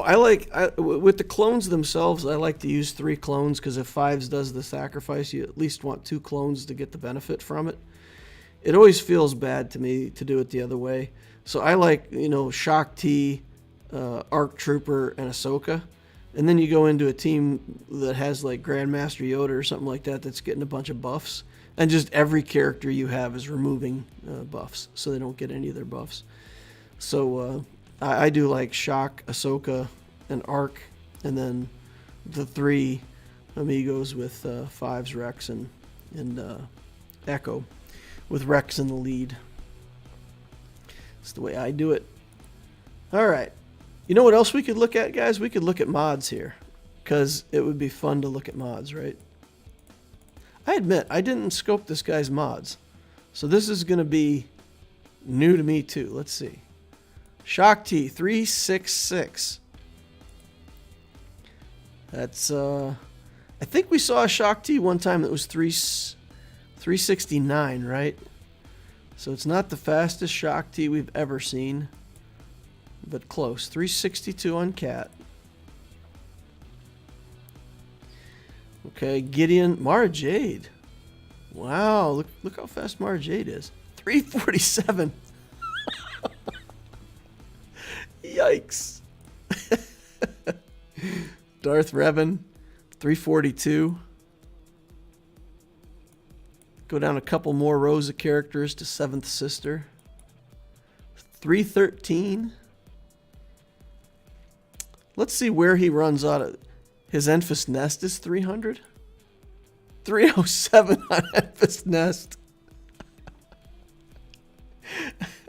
He's got her in a BAM team or something like that, where he needs her to go fast enough to put the damage over, to do the big damage ability. So he's got her sped up for something like that, like a BAM team, or a Dash Rendar team. Maybe he's got her in a Dash team and wants her to go fast. Star Killer in here. 301. All right, so he's running out of 300 speed characters now. This Hux might not be 300. 301, never mind. Okay. Hey, 50 RT. Another new character that you might want. Built, relic, ready to go. 301. He's got a lot of characters at 301. Battle Droid? He's got speed set on his Battle Droid. Is that good? I always thought you just put a whole offense on your Battle Droid. 299. Okay, so here we go. The last character... Oops. Clicked on the wrong guy. Last character with an option to be over 300 is Scavray. 299. Okay, so 50 RT is it. So that's a character plus 1, 2, 3, 4, 5, 6, 7.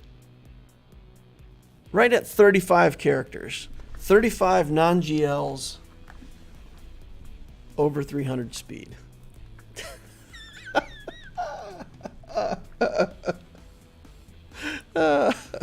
Are you guys entertained? I'm entertained. All right. Is the full clear in? No. Did we hang him up on fleets? No, he just hasn't played fleets yet. Okay. Yeah, I don't fall for this stuff. There's a lot of people that do that. They clear, they leave fleets, and then they come back later and finish. Okay, we have a dropped battle. We have a dropped battle against Padme Cat. It's probably the only dropped battle. Let's see. Ooh. Iden got some holds. He did a 2-shot on Qui-Gon. Okay. And everything in the back in one. Yeah. Okay. I have these hopes that my back wall, that there's something at least good enough back here to stand up to to something, but guess not. What did he beat Vader in one shot, huh? Yep, Lord Vader done in one. Be interesting to see what he used there. I'll go through the match history later. Okay, what did he leave for us? He left the Vader for us. 2 tanks. Revan. Relic 9 Bosk. bounty hunter team with Zam. CLS, Dash Rendar, Vandor Chewbacca here. Right?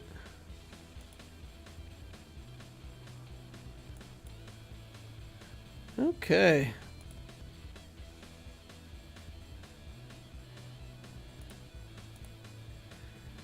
All right, and then he's got Ray, Iden,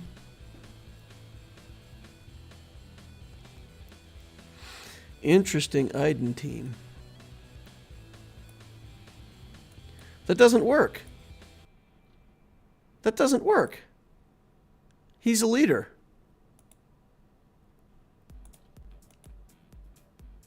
So Iden is completely nerfed. Well, not completely nerfed, but loses a lot of stuff.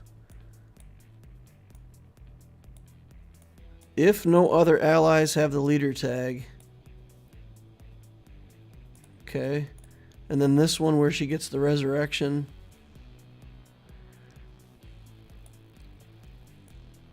Yeah, if no other allies have the leader tag, Iden gains 100% turn meter, and whenever she's defeated, she's revived. So, it's just a leadership skill at that point. She doesn't revive. She doesn't do nearly as much of the crazy stuff. I don't know that that helps us that much against 3 Relic 7 troopers. Okay, so we got 2 GLs and Qui-Gon to deal with. Guys, there is no way. There is no way I'm going to break through his defense with what I've got left. That's my initial assessment. Although Starkiller, we didn't see Starkiller, right? So we've got potentially 2 GLs. We could Sith Eternal here. Then SLKR against JML has a hard time, doesn't it?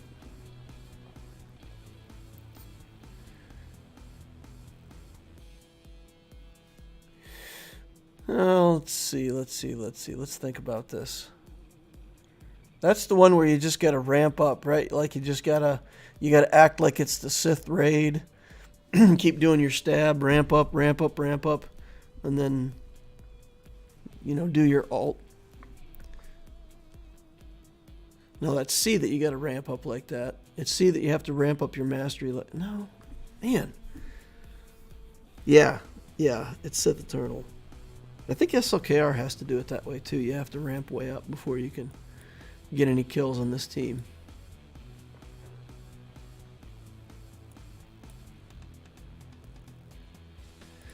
What do I even have to go with my SLKR? I mean, I've got a garbage SLKR team. This is it, right? This is what we got. Oof.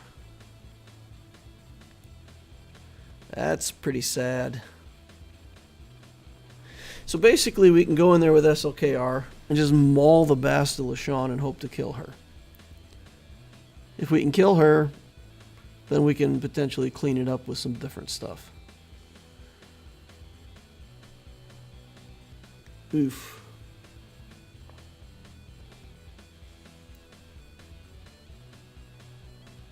I wonder where he uses the Relic 8th brother.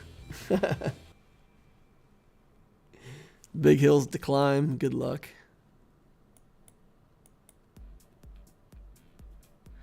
What can Wampa do? What can Wampa kill? And we've got Lord Vader over here. So with Lord Vader there and 2 GLs in the bottom, I mean, we get maximum we get through 1 zone. 1 zone max. This also has a Revan team with Malik. Maybe can beat that with troopers, but that's tough. That's tough.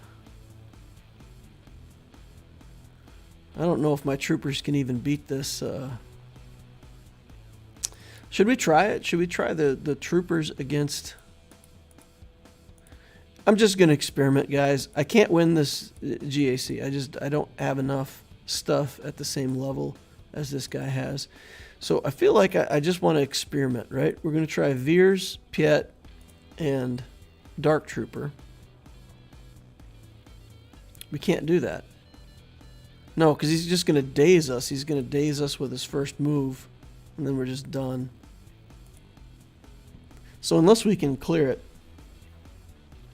can't win that way.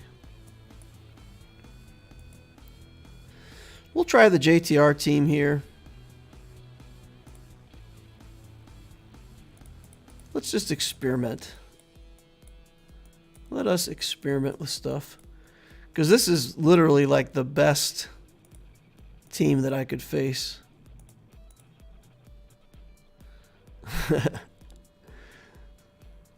I mean, I guess it could be a Relic 9 Zam or a Relic 9 Boba, but otherwise it's pretty much as good as it gets. Let's see if we can keep them under control. Bosk will go, and then we should go. All right, we go. Hand wave. Fire. Okay. Roll it. That was good. We got total deflection. Stun. Wiggles. Missile to the robot.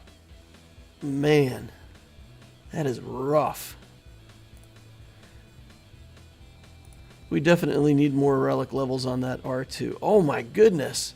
Almost killed BB-8 with a basic attack right there. Good gravy. Yeah, we're not to the hand wave yet, so he's going to kill him. Yeah. Yep.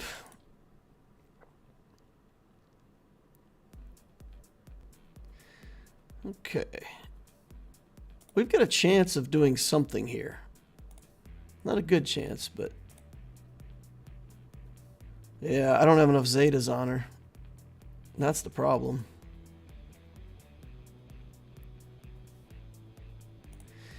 If we had the Zetas that removed buffs, we might be in better shape.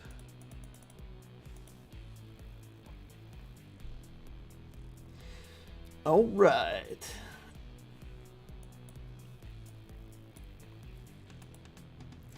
Okay, so eventually we need more relic levels on the R2 to make that work.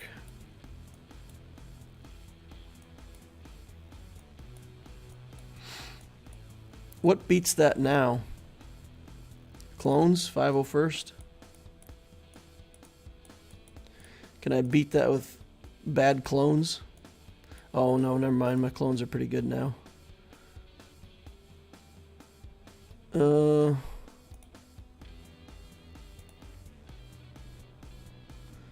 You think they got what it takes to finish him off? Let's give it a try. Blake Husky says, first time in your stream, been watching your months though. Been watching you for months. Keep up the good work. Hey, thanks, man. Just got here. How's the stream going? Good, good. It's going good. Played some GAC on Loquitur. Working through some GAC on the main account.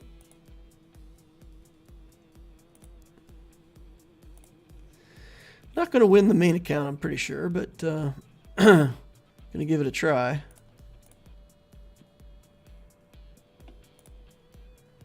At least practice against some of these crazy teams this guy's got. All right, get out of here, Zam. Hey, 33 banners, cleaned it up. Full cleared my opponent with 2 million more GP than me today. Nice. All right, let's bring SLKR in here with my garbage first order team.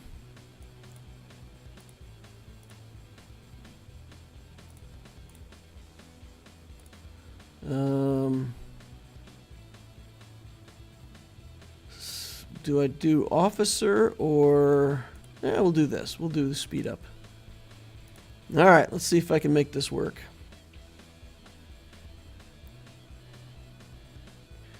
Got a ramp for days.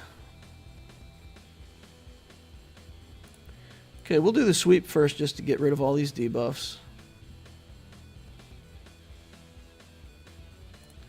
Get some stabs going on. Get the speed up going on.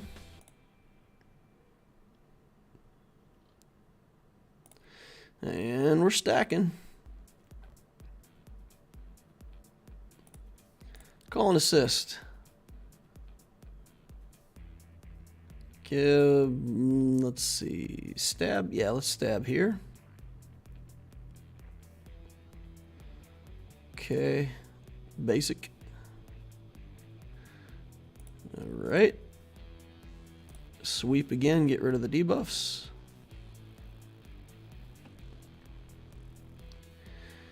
Yeah, I'll get the stab before I go into my ult. I'll clear that. First ult.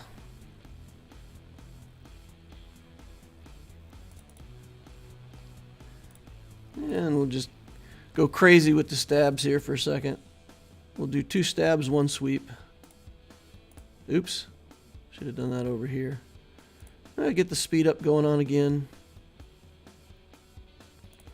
I'll do the sweep to clear those 10 stacks of damage over time. Go back into the routine.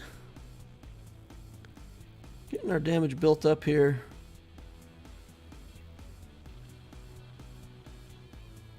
Okay, basic.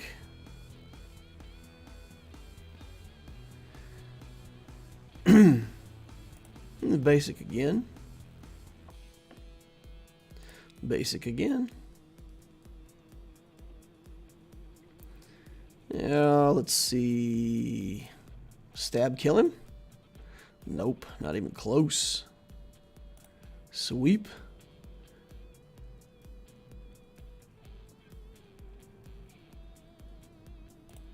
Okay, basic. Should get one more stab in here and then go into the ult. Okay, 680. Let's just do sweeps. Ramp, ramp, ramp. There'll be time enough for ramping when I'm not in my ult.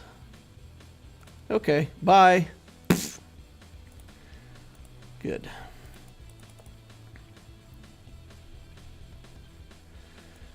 Okay. Now, Darth Revan.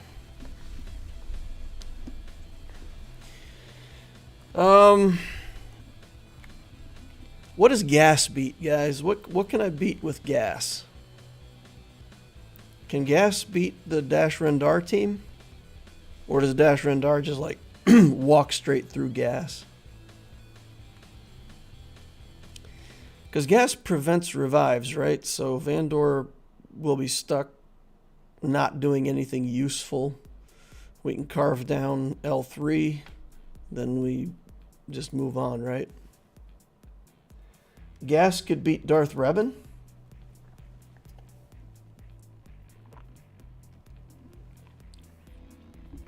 Do you have the new First Order FOT Ami? No. Nope. So you think gas beats Revan, huh?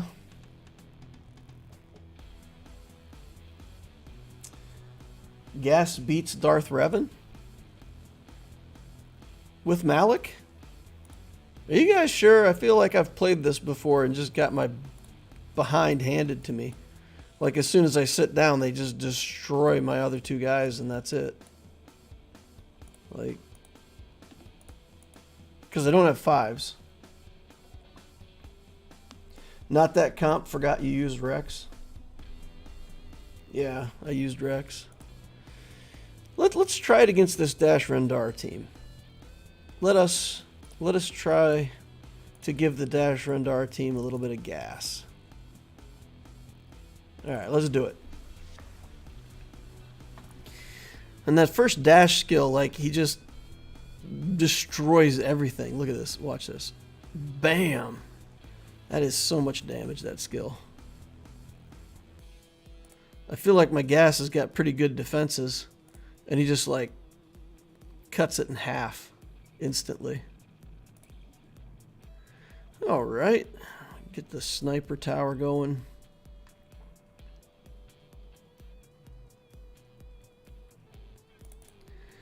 You are not prepared.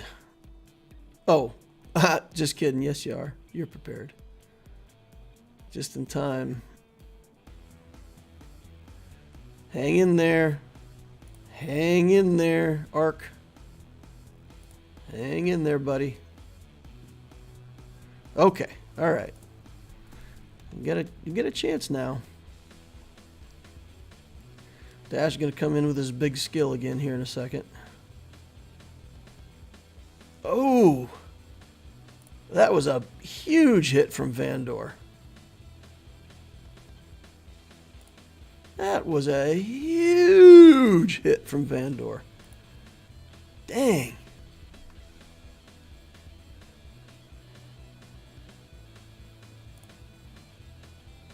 Okay then. Gas gonna sit down again. Definitely going to lose this ARC Trooper this time around. Just got to not lose Ahsoka too.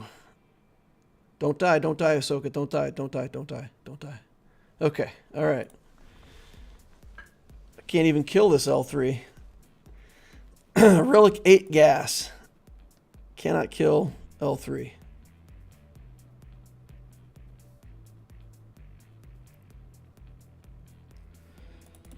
Get it.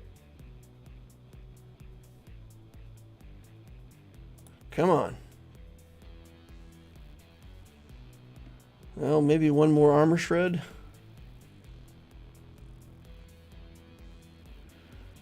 Oof, that's it. For the loss.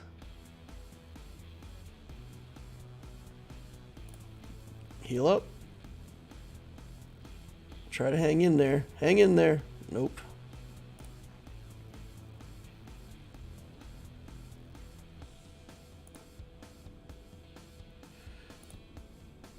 Alright, well, let's see if we can kill Dash. Okay. Surprisingly, easier to kill Dash.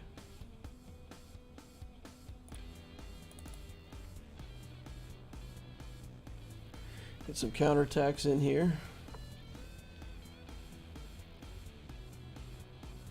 Let's just do a basic. Okay, and then start armor shredding on him.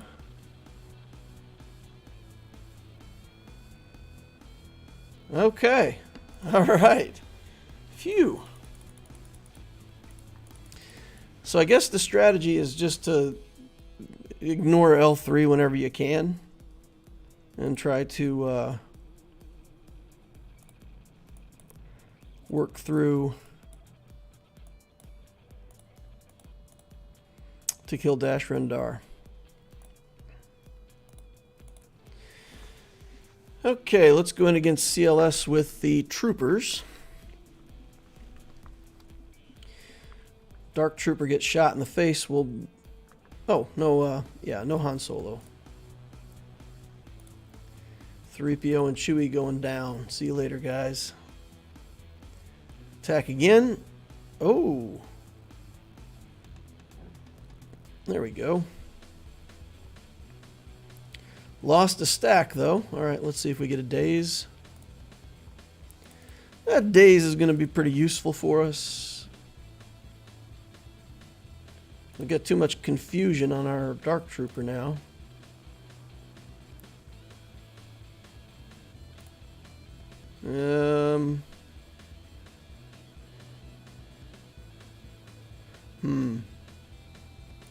Let's switch this over to Veers, actually. Okay. That did it. That got it done. Alright. And then we'll solve this with C and Watt.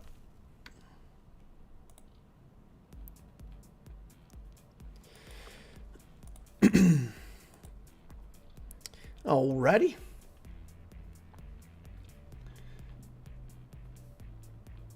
We all know that Anakin does better when everyone around him dies.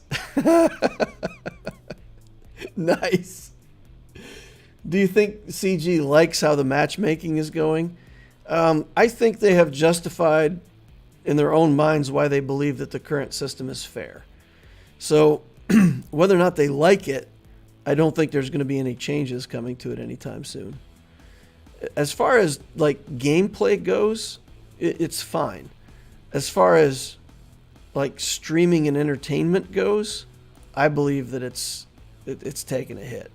Like the viability to stream the game and entertain.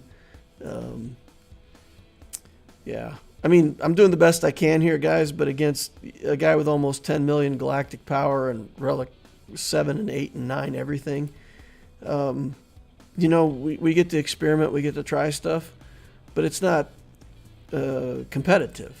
You know, it's not like I have a chance of winning.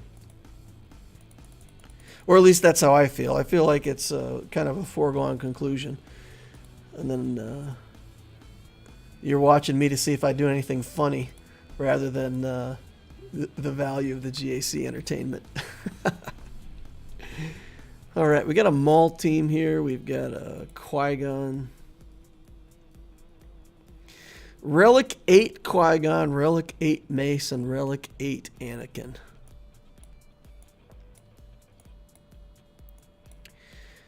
Yikes. What can Wampa beat?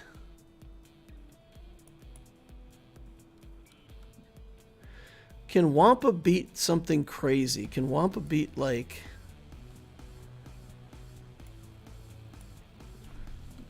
Wampa doesn't beat the Mace team, right? Because he just reduces my max health and then I'm sad. So that doesn't work.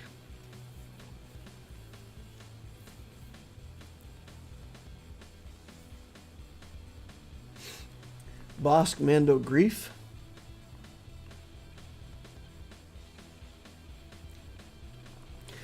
Ethan says, I find it entertaining because I love an underdog story.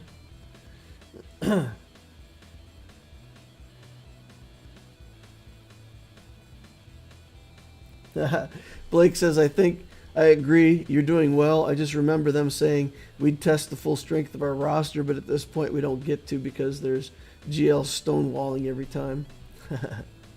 Try Wampa versus Maul.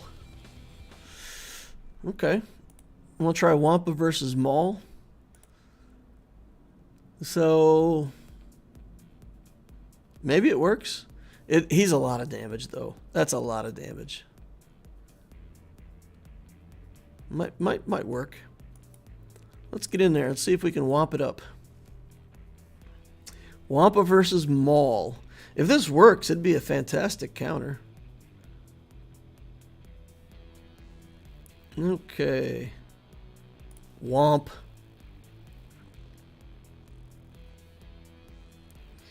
Alright, now we just need to ramp our damage, right?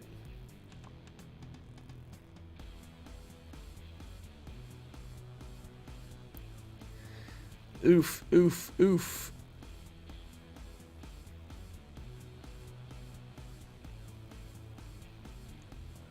Roar again.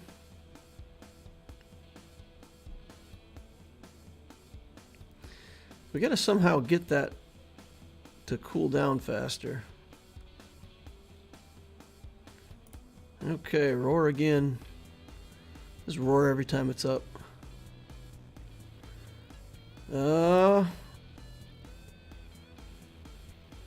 We're gonna get the Womp off again here in a second, but he's got the 5 stacks again, so they're gonna go crazy on me and I'll die right here. Right? Oh, not in time.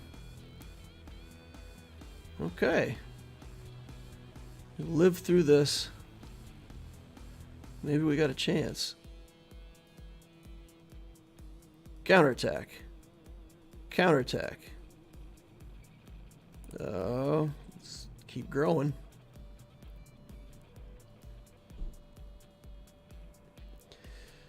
Oh boy. We gotta kill something. So if my life is less than 100%, if it's 100%, I'll roar. If it's not 100%, then I have to attack to get life back.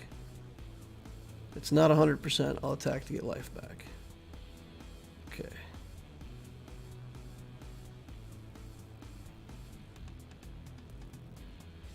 Oh, no. It was supposed to be an attack. That was supposed to be an attack. Oh. I don't think I would have made it anyway. He had the 5 stacks again. That's close, though. That is close. Maybe your Relic 9 Wampa gets that. I have my Wampa modded for tenacity because I want to be able to do the Iden Versio counter. But maybe if I put the Wampa on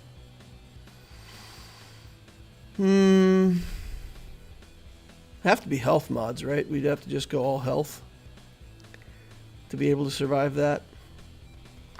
Maybe if I was Relic 9 and just poured it into the health. I don't think you need to mod for tenacity in 3v3.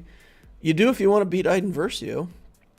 If Iden stuns you on that first... I guess with only 2 other troopers, though, it's less threatening. Okay, what do we want to do here?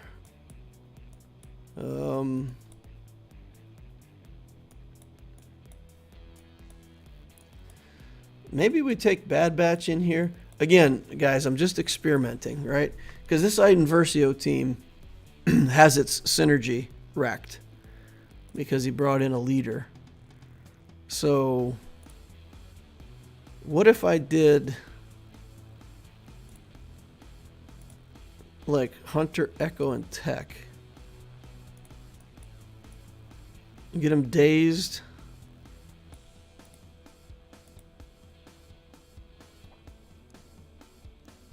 I don't think this works, right? I can daze them and stun them, but then I don't think I'll kill them before they start taking turns. And that's going to be a lot of damage. And without Wrecker to give me my stuff. Maybe Revan? Revan should beat this, right? Should beat it pretty easily, I would think. Alright, let's try that.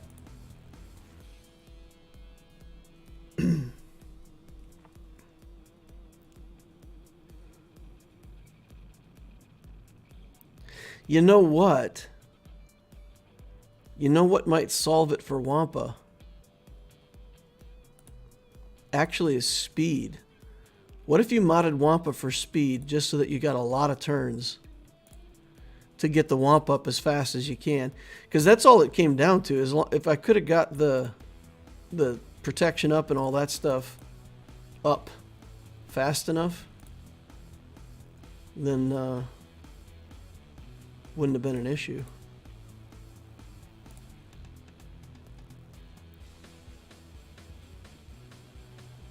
Okay.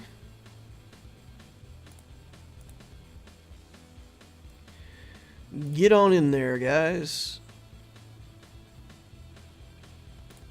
Gotta get Moff Gideon out of here. He's causing me to do, you know, half damage or less. So maybe the opponent is intentionally trying to do that. Maybe he said, look, I'll put this Iden team together with Moff Gideon, and then people will think that it's not a good team. But in fact, it does tons of damage, and so maybe he's just trying to trick people with it. A player at this level with you know 9 million galactic power and all the stuff, like I wouldn't expect him to place the teams wrong. Maybe it's an intentional thing. Maybe he's intentionally just trying to bait people into underestimating it.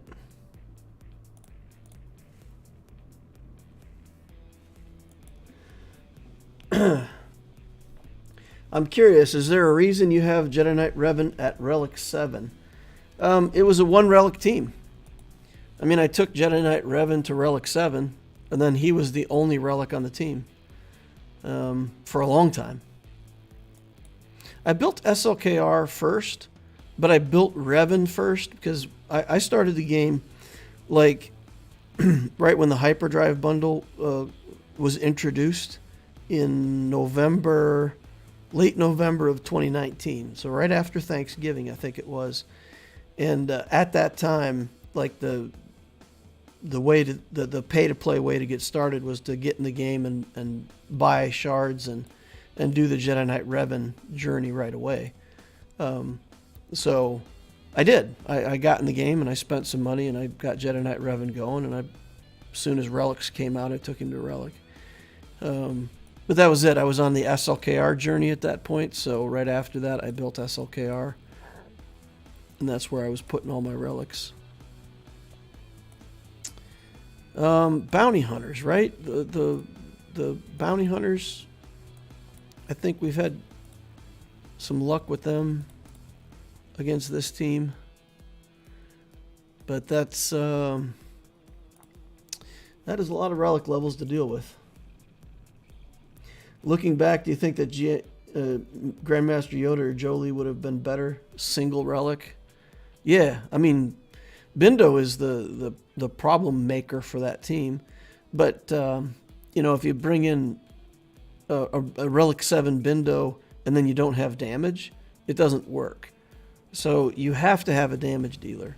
And would Grandmaster Yoda be a better choice? Yeah, sure. I'll give you that. I'll give you that. All right, let's get some attacks in on the weakest enemy.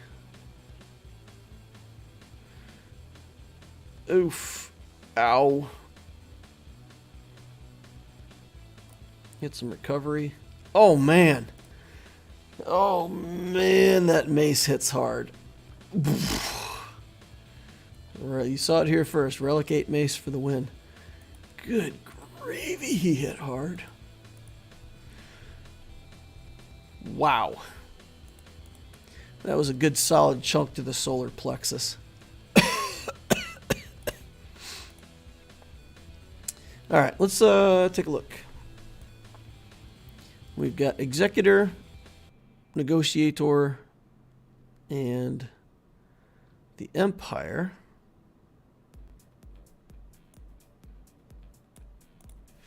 That's 3 good fleets on defense. Of course, this guy doesn't have bad fleets, right? I mean, his leftover fleets are still full relic fleets. All right, let's take in First Order here.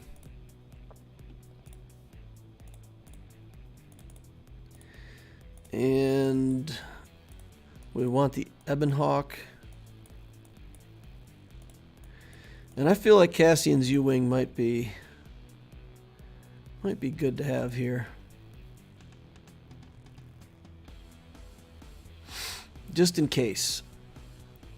Missile, throw off, refresh, hit, ability block. Okay. 80k from Mace. I've never seen Mace do so much damage. If you've got the Zetas on him, every time he stacks up that little defensive stance thing, he gets additional damage. So with he got like 5 stacks of that on him, and that's a huge multiplier on his damage. Plus the Qui-Gon effect. So yeah, it's really a lot. Okay. Let's do this and get rid of all of his defenses. Okay. There's that. Now this has to go for ability block here. Big hit on Cad Bane. And then we Have to steal turn meter from him. Finish off Cad Bane. Bring in Ebon Hawk. Can't let him get to the alt. And we'll go over here. Okay, in comes Boba Fett. We're going to cleanse all that stuff.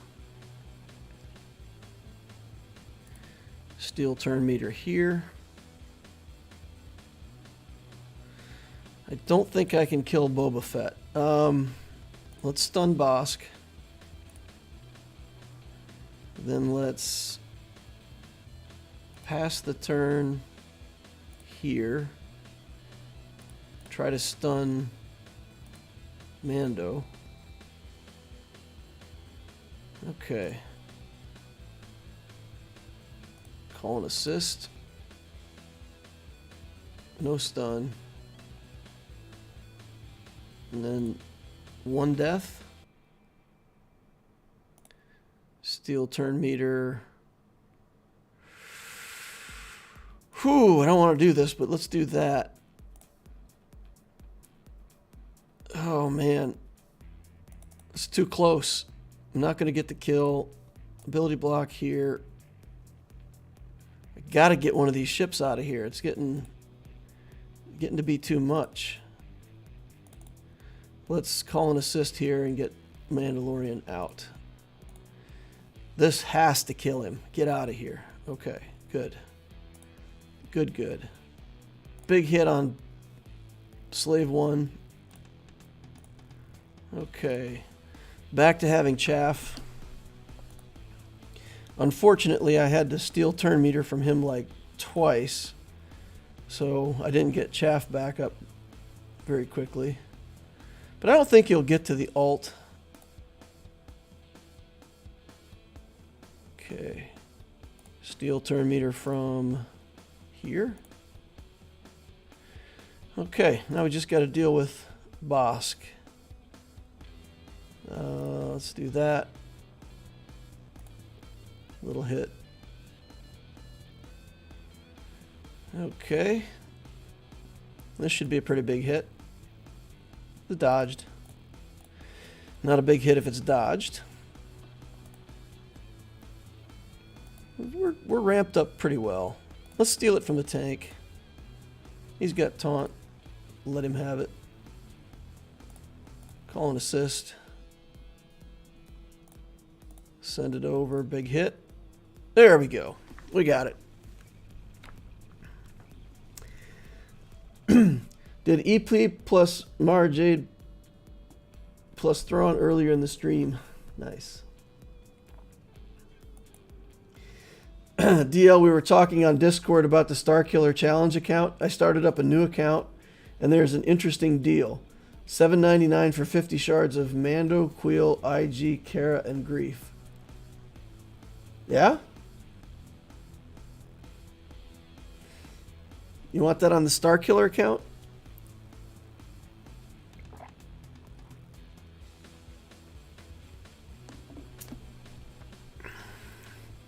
A Starkiller and BAM. We're going Starkiller into Executor.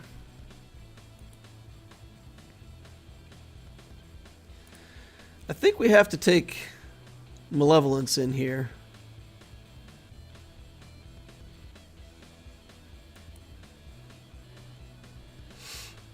I don't think the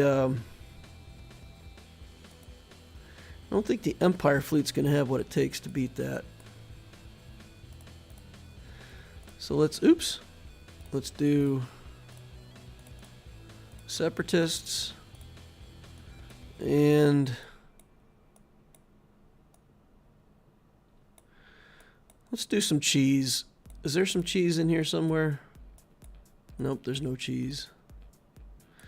The cheese is all taken out. We do have the Millennium Falcon, but we'll save that in case we need to clean up fleet somewhere. I guess Plo is it. Alright, bring in Plo.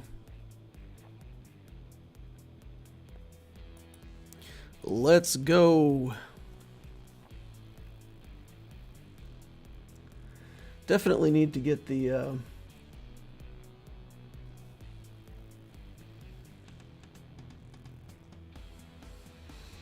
need to get this Sun Factor relic at some point. Let's put Buzz Droids back here, just for fun. Okay.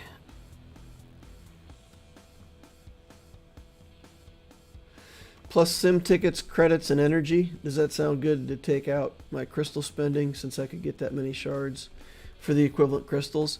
It's not directly part of the path unless I'm forgetting something, David.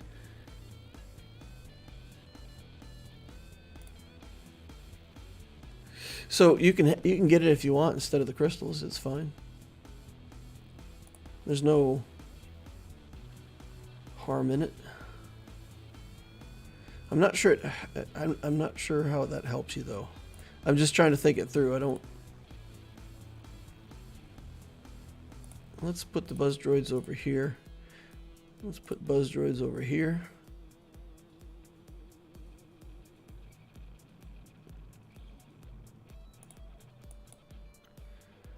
We need to get the Hyena Bomber to go. We'll bring in Spy, see if we get a lucky hit. I'll take that.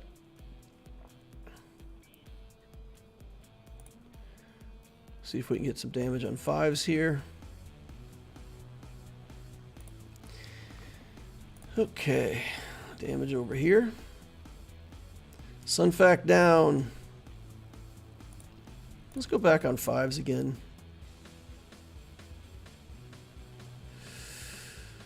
Okay, we got 2 little ships. Yeah, yeah, fine. As long as we got the tank, we're okay, so we can do that. We got 5 ships again. All right, mass assist. This is good. Brings in Plo. And Plo gives himself taunt. All right, we can work with that, buddy.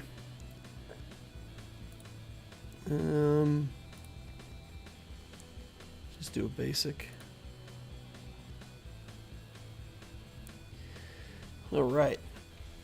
Got a lot of lightning up on these little guys. A lot of lightning. Buzz Droids and... I thought that would kill him. More reinforcements. Yuck. Oh. Alright, here we go. Maybe I should have brought Plo in there to try to gain banners back. Probably could have got a banner back for this Hyena Bomber here. Alright, bye. Ahsoka, bye. Bye. You had characters on the list for a dash squad of scoundrels, maybe?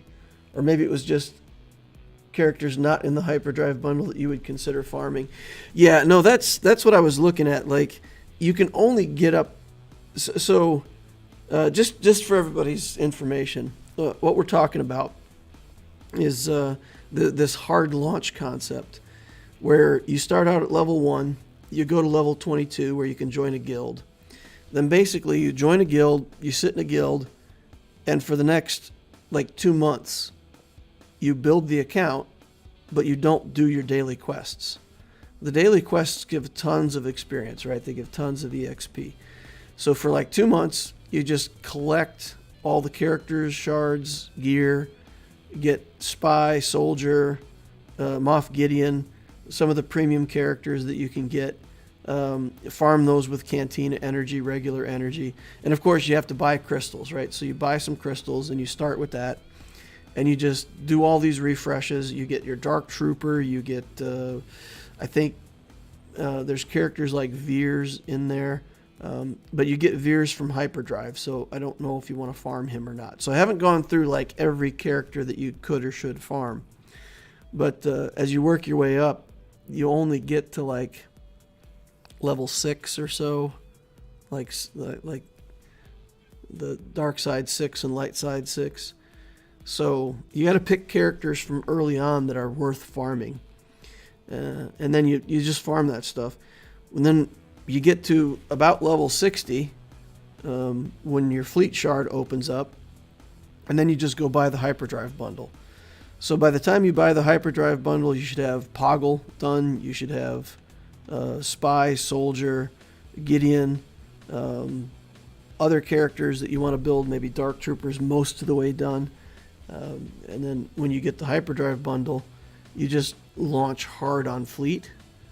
And also, you start out, you still need to get the Geo Brood Alpha, but other than that, you don't have a lot of commitment to Cantina currency.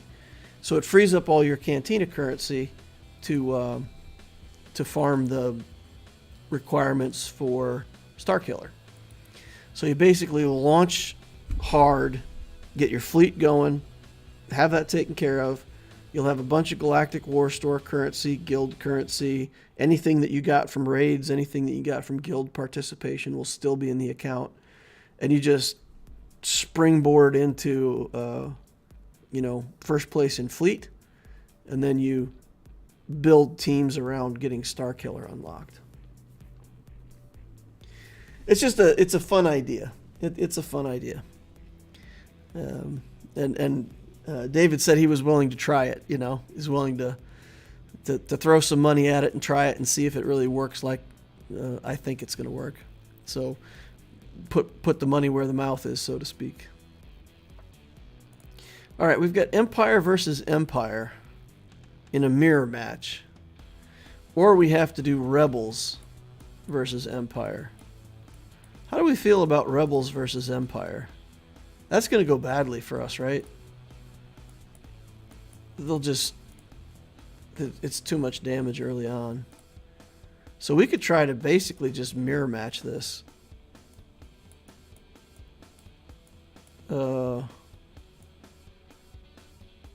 What? Oh, that's not. Never mind. I was like, "Where's my bomber?" But the bomber's not. It's not an Empire ship, right?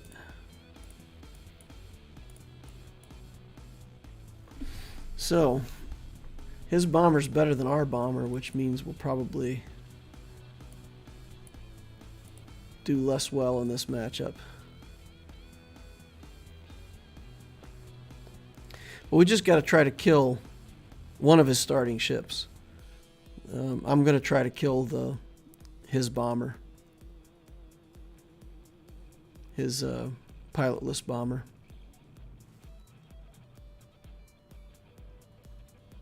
Shouldn't you wait for the Starkiller drops to be double so that it's actually efficient? I mean, we could test the theory with them at single drop. If it works at all at single drop shards, then for sure it's going to work better with double drops. So that's that, right? If it works for single drop, it'll definitely work for double. Okay. What do we want here? I know this sounds weird, but I feel like I actually want this TIE fighter. Or do I? This is pretty good, right? Dispel buffs on enemies. Yeah, let's do that. Let's do that. And then if we hit him, this is going to taunt again, so maybe just want to do this. Let's just do that. It'll give taunt to him again, but have to live with it. Alright, let's get everybody on fire. Now we're on fire. I think my Darth Vader's just gonna die. Right? I don't think we've got any coverage for Vader, so he's just gonna take a turn and explode. Yep, there he goes. There he goes. Okay. Let's do this and remove their turn meter.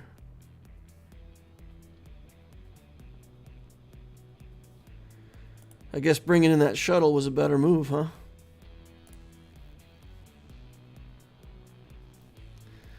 Okay, we got to get through one more turn. Bring in this TIE fighter. See if we can get some dodges. Get dodges. Get some dodges. Dodge everything. Except the undodgeable attacks. Don't dodge those. Get a dodge. Yeah, there we go. Alright, here we go. We can... What's the best thing to get rid of? Sith Marauder, right? I think we want to get rid of that.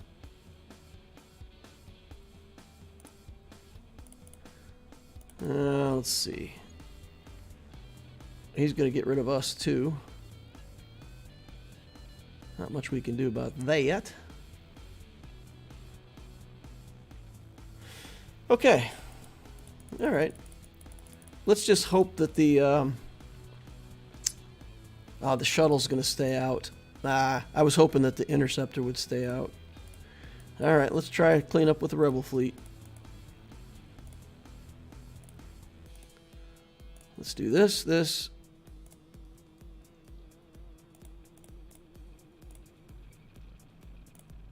All right, get on in there. Obviously it will work, but you might hit a wall earlier on. That's the problem with the new gas. It's not based on efficiency of your roster, so you will quickly hit a wall. I don't think it's even about whether you hit a wall. I think it's about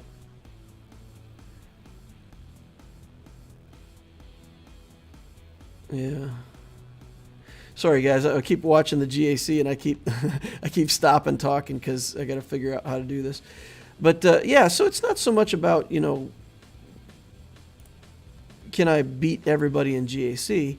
But let's say instead of hitting the wall at Bronzium 3, you hit a wall at, you know, Chromium. Then that's better, right? You hit the wall. You're always going to hit the wall. But you just want to hit the wall a little higher. You want to hit it a little higher than you did with other builds. So that's, I mean, it's a theory. It's an idea. All right, so that's going to be it. We're going to lose this one. But hey, we got our money. We got paid for some fleet battles, so that's good. Take a look at this Optitio account here. Working on the updates for that today. I'll do 3 of them. I didn't get the last 2 weeks on Optitio. I didn't get out. I'm sorry for that, guys. But we're definitely going to get all 3 of them out next week. So you'll have 3 updates. You'll get all 3 weeks, and we'll get back on track after that. So you have my apologies, but we'll get caught up. All right. What should my first GL be if I just unlocked gas? I originally bought the hyperdrive bundle and went for gas after getting Malik. So you've got gas and Malik? Well, that means your account's been around for a while, and hopefully you have a Wat Tambor. If you have a Wat Tambor, I would go straight into JMK. If you don't have a Wat Tambor and you don't think you can manage that part of the requirement, then I would do Ray as your first GL.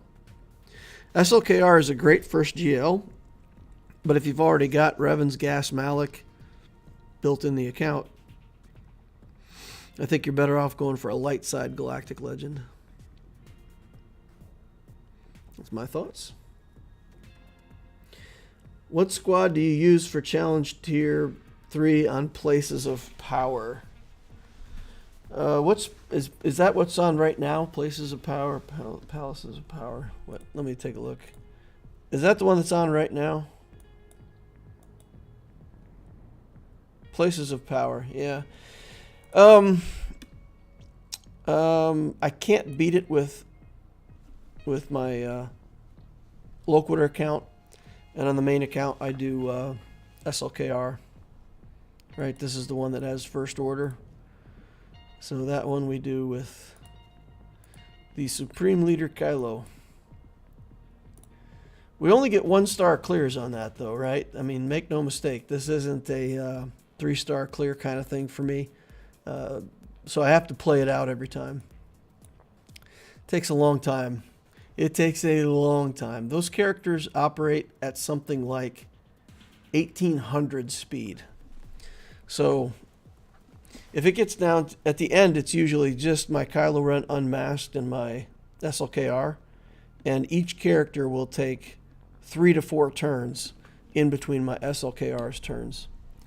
So literally when I'm playing it, I'll be doing something else, and I'll come back every 30 or 40 seconds, and I'll make one move, and then I'll just leave again. It takes me like 20 minutes to clear. It's stupid. But yeah, I mean, I actually thought that. I beat it, and I thought today, I don't even know if it's worth my time to get those few little trinkets that you get out of Challenge Tier 3. If you don't complete Challenge Tier 3, guys, don't worry about it. Don't worry about it. It's not a big deal. It gets you a little bit of loot, but it's not worth your time and effort to try to build a team for it. What other tunes with him? I can't beat it with SLKR. What you have to do, you got to get to Phase 4, and in Phase 4, Rex's basic attack removes turn meter. What you want is you want him to hit your Kylo Ren unmasked a lot. So you got to stun Jedi Knight Anakin. Usually you still have like 3 characters at that point. Maybe you've got the Red Trooper. But you need to get Anakin killed right away. If he gets healing immunity onto your crew, and you can't keep him stunned, then just quit and start over again. So your crew has to make it through Phase 4, and you want him to take as many hits as possible from Rex. And each time he removes turn meter, it gives him bonus health and protection. Then when you get to the end, he's unkillable. Like the Jedi at the end just flail into crew all day long, and they can't do anything to him, because even if you only get like 3 or 4 instances of the turn meter removal, that still boosts your health by 40-50%, and that's it's crazy. So that's what you need to do. The Phase 4 is where you win or lose Challenge Tier 3 with SLKR. And if it doesn't work well in Phase 3, if you don't get those attacks onto crew, or you get the healing immunity stuck on him, just quit and start over. At least that's how it works for me. I don't know how it works for everybody else, but yeah, win or lose on Phase 4.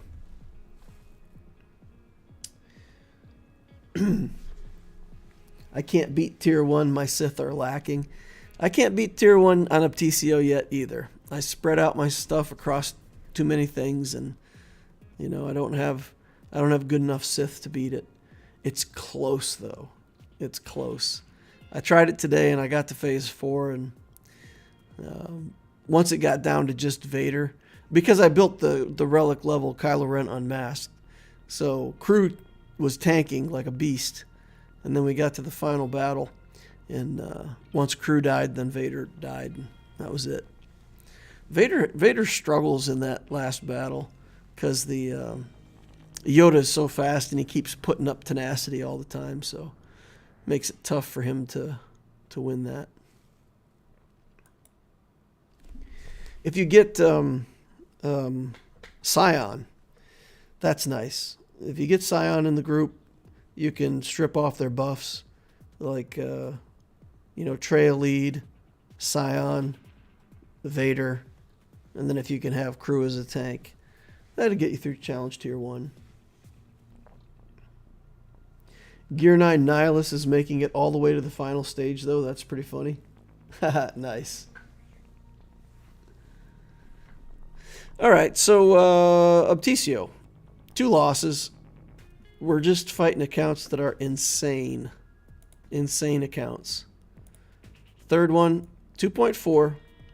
So this is a built account, non-hyperdrive, and same story as the last time. Even though we're similar on GP, both Revens, Malik, Vader, all these characters, Trooper team building up. Kenobi's already relicked, so just because he didn't do hyperdrive, then he's got, at least I think he didn't do hyperdrive. Yeah, it's not hyperdrive. So yeah, he's just been building the account longer, and you guys know how it goes if you don't have hyperdrive. For similar GP, you've really got a lot more stuff. So he's a lot further along in the game than I am. But see what we get. Take a look at speed. 298 is his fastest character on Jedi Knight Revan. And then over here we've got a 296 on Darth Revan. So they're not insanely fast characters.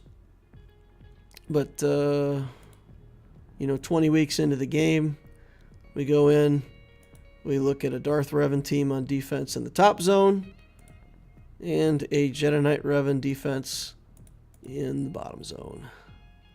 So that's it. End of GAC.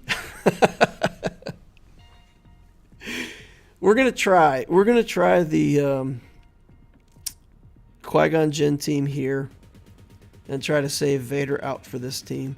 There's some small chance, like we had before, that if they keep attacking the wrong thing on the Qui-Gon team, maybe we'll be able to get through it.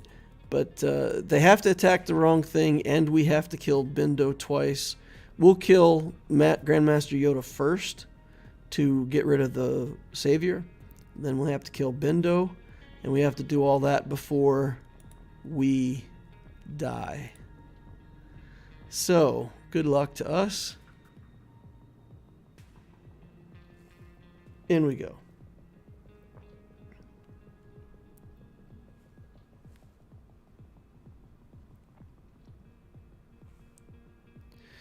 Okay, and they go straight after Qui-Gon. So, I think at that point there's no way I can win, right? We just lost the whole thing. Oh, man. Is there anything that can be done here? Smash him?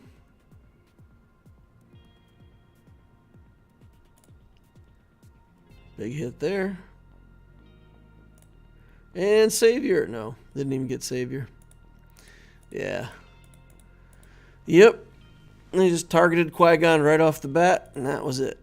Alright, well, let's see if we can use Vader to kill off some Geos. Make ourselves feel a little better anyway. Put another character in here just to make things smooth. I'm at 2844. I wonder if I'll face DL anytime soon. I'm dropping like a rock. Like, these 3 losses are going to really cost me. I think, what did I go? Like 1 and 2 in the first set of rounds on Loquitur. And now I'm 0 and 3 or on Opticio. So I'm just dropping rating like crazy. 17 attacks in a row. Alright, let's just get rid of some armor over here. Got the demoralize on now, so that helps. Okay. Might lose this one now, too. Drain the turn meter. Get Vader another turn, but he's still 1 turn away from his... Oh, there we got Merciless. Okay. Do this. Put it over here. Force Crush. Cull. And then I think we can deal with Sunfac. Oh, pulled it out. We got to win. We got to win, guys. All right, and then up top, can we beat this Shock T team here? Might be something we have here. Can beat it. Mon Mothma with Pigs and Wedge.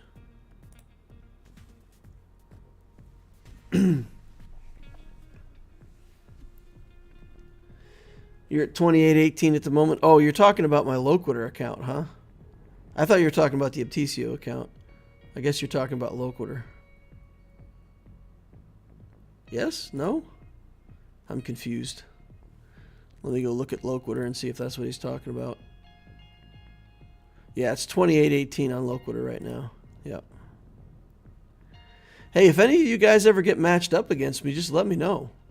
We'll play it out in a interactive. I love doing that. I don't care if I win or lose. I just want to... I love playing interactively like that. It's a lot of fun. Okay. This 5's... I guess maybe... Go after Shock T. She's not dying either. Come back, Wedge. I miss you. We dodged the aerial assault. That was good.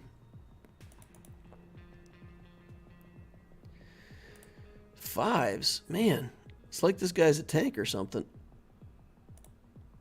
Get him, boys.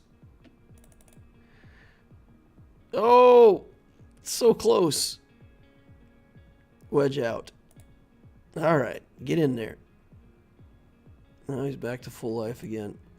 Gonna be a while before we get to our res, but we should be able to get the armor penetration on the little soldier guy. I guess we got to go for Shock T now. Let's try this. Let's try. Clear the buffs here, and then just go straight for Shock T. I didn't get much done when I shot her before. She didn't take much. Oh, there we go. There we go. That aerial advantage didn't fail. No dodges there.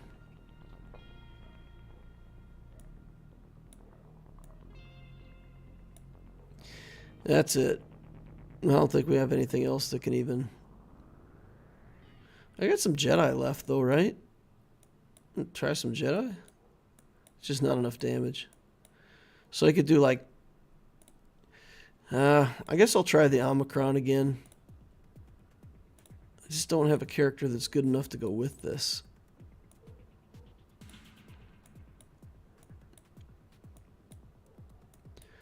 I need 2 other good characters. We gotta build something for this team. When are you gonna push for gas? On which account? Loquitur or this one?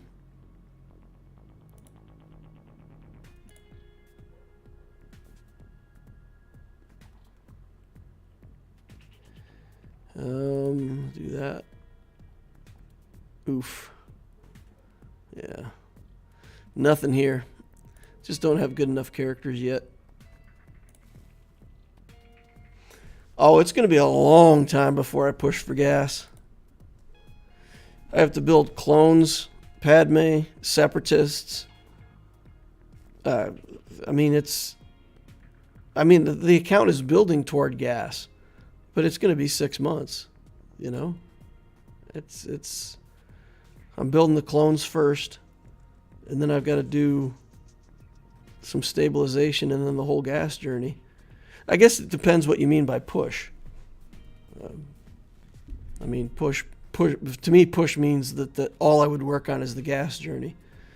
So I won't do that. I'm going to slow roll the Ewoks, buy the Ewoks out of the shops. You know, you can find Ewoks down here in the guild store. So I'll buy Ewoks out of here. We'll just build it up slowly. And then when I have the clones and I have my Imperial troopers going, I may even have to build Revans. So much of it depends on whether or not 3v3 is going to be a thing. Because if it's going to be like once every 6 months that they do 3v3, I don't care. I'll just lose that round of Grand Arena. But if they're going to go back to where like every other Grand Arena is 3v3, then, I mean, I've got to build 3v3 teams for the account at that point. Because the whole point of this account was to do well in Grand Arena. And if they're not going to play 5v5s, then the account is pointless. You know? The only good 3v3 team I'm building right now is the Fin Poe. So, if that's the case, if 3v3 is going to be frequent, then I just got to build the clone team, drop everything, go back for Revens, and then build gas. Otherwise, I'll just get, I won't win anything, you know? Or at least that's how I feel, because the teams that I'm building, the clone Imperial Troopers, the Clone Troopers, Mon Mothma, the Geos, all of the stuff that I invested in early, they're all 5v5 teams. They're not good in 3v3.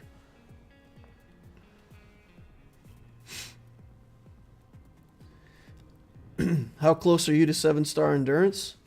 No problem. I double tapped it the first couple times it came around. I used the 800 crystal refreshes and I refreshed it. So we're at 60. So 3 more events, right? 15 each. 3 more events is 45. So yeah, it's no issue. I'll have the endurance. Oh, the endurance is at 75. My bad. I was looking at the wrong ship. Yeah. So we're 75 out of 100. It'll be no problem for us to get that.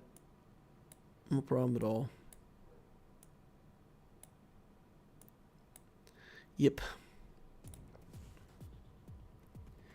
If you do go for Revens, then you'll want Malik, and that'll knock you out of Get 1, right? Yeah, exactly. So if I go for Revens, I don't necessarily have to go for Malik. I can still go 2 Revens into gas and then come back around for Malik later. I'm telling you guys, this is the Obtisio account is kind of a dynamic plan, right? I had a plan for what I'm doing, and I'm working on that plan, but it doesn't mean that things won't change. Like I said, 3v3 for me is the biggest thing.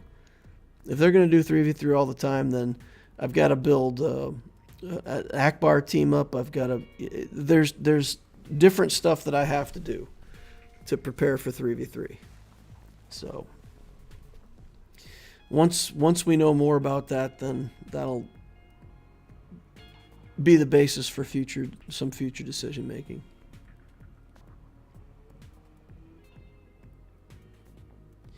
I just unlocked gas in April, and the thought of stashing up to get 1 again for Malik is depressing. Yep. I mean, your Get 1 is used for your first, 2.5 years of play, right? You need Malik, you need gas, you need Wampa, Hermit Yoda. That's a lot of Get 1. Yeah, that's a lot of guild event tokens. And then, if you want to spend any of it at all on gear. All right, guys. Well, I'm going to... another question. What things do you have to do to prep for 3v3? Well, like I just said, you got to... If it's going to be all the time, if it's going to be like every other one is 3v3, then you have to build teams that are good in 3v3. Let's say, for instance, you built good 3v3 teams. You can always add 2 more characters to them and have it be a 5v5 team, right? Like Jolie, Bindo, Revan, and Grandmaster Yoda. You just add Bastila and Hermit Yoda. They don't even have to be that good, and your 3s team turns into a 5s team. If you build teams like Geos that work best in a 5v5, Imperial Troopers work best as a 5-man team. Mon Mothma works best as a 5-man team. When you start cutting those teams down to 3s, it hurts bad, right?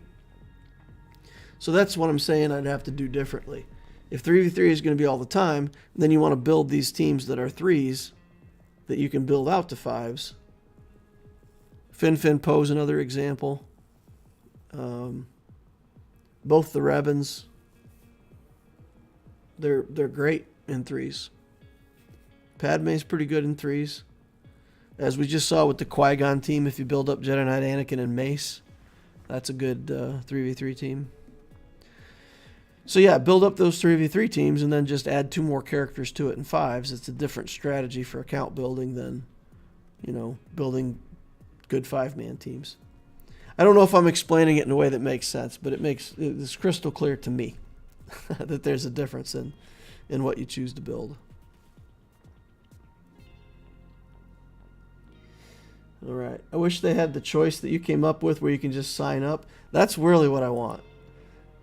I wish that that's what they would do. Just right here when you have the join button, just join 3v3 or join 5v5. You decide. GAS 501st is hard to split up for threes. See, I don't think so with GAS. You can build a clone team with Rex, Fives, and Echo, and then you take in Ahsoka and Arc Trooper with GAS, and you could still beat most stuff.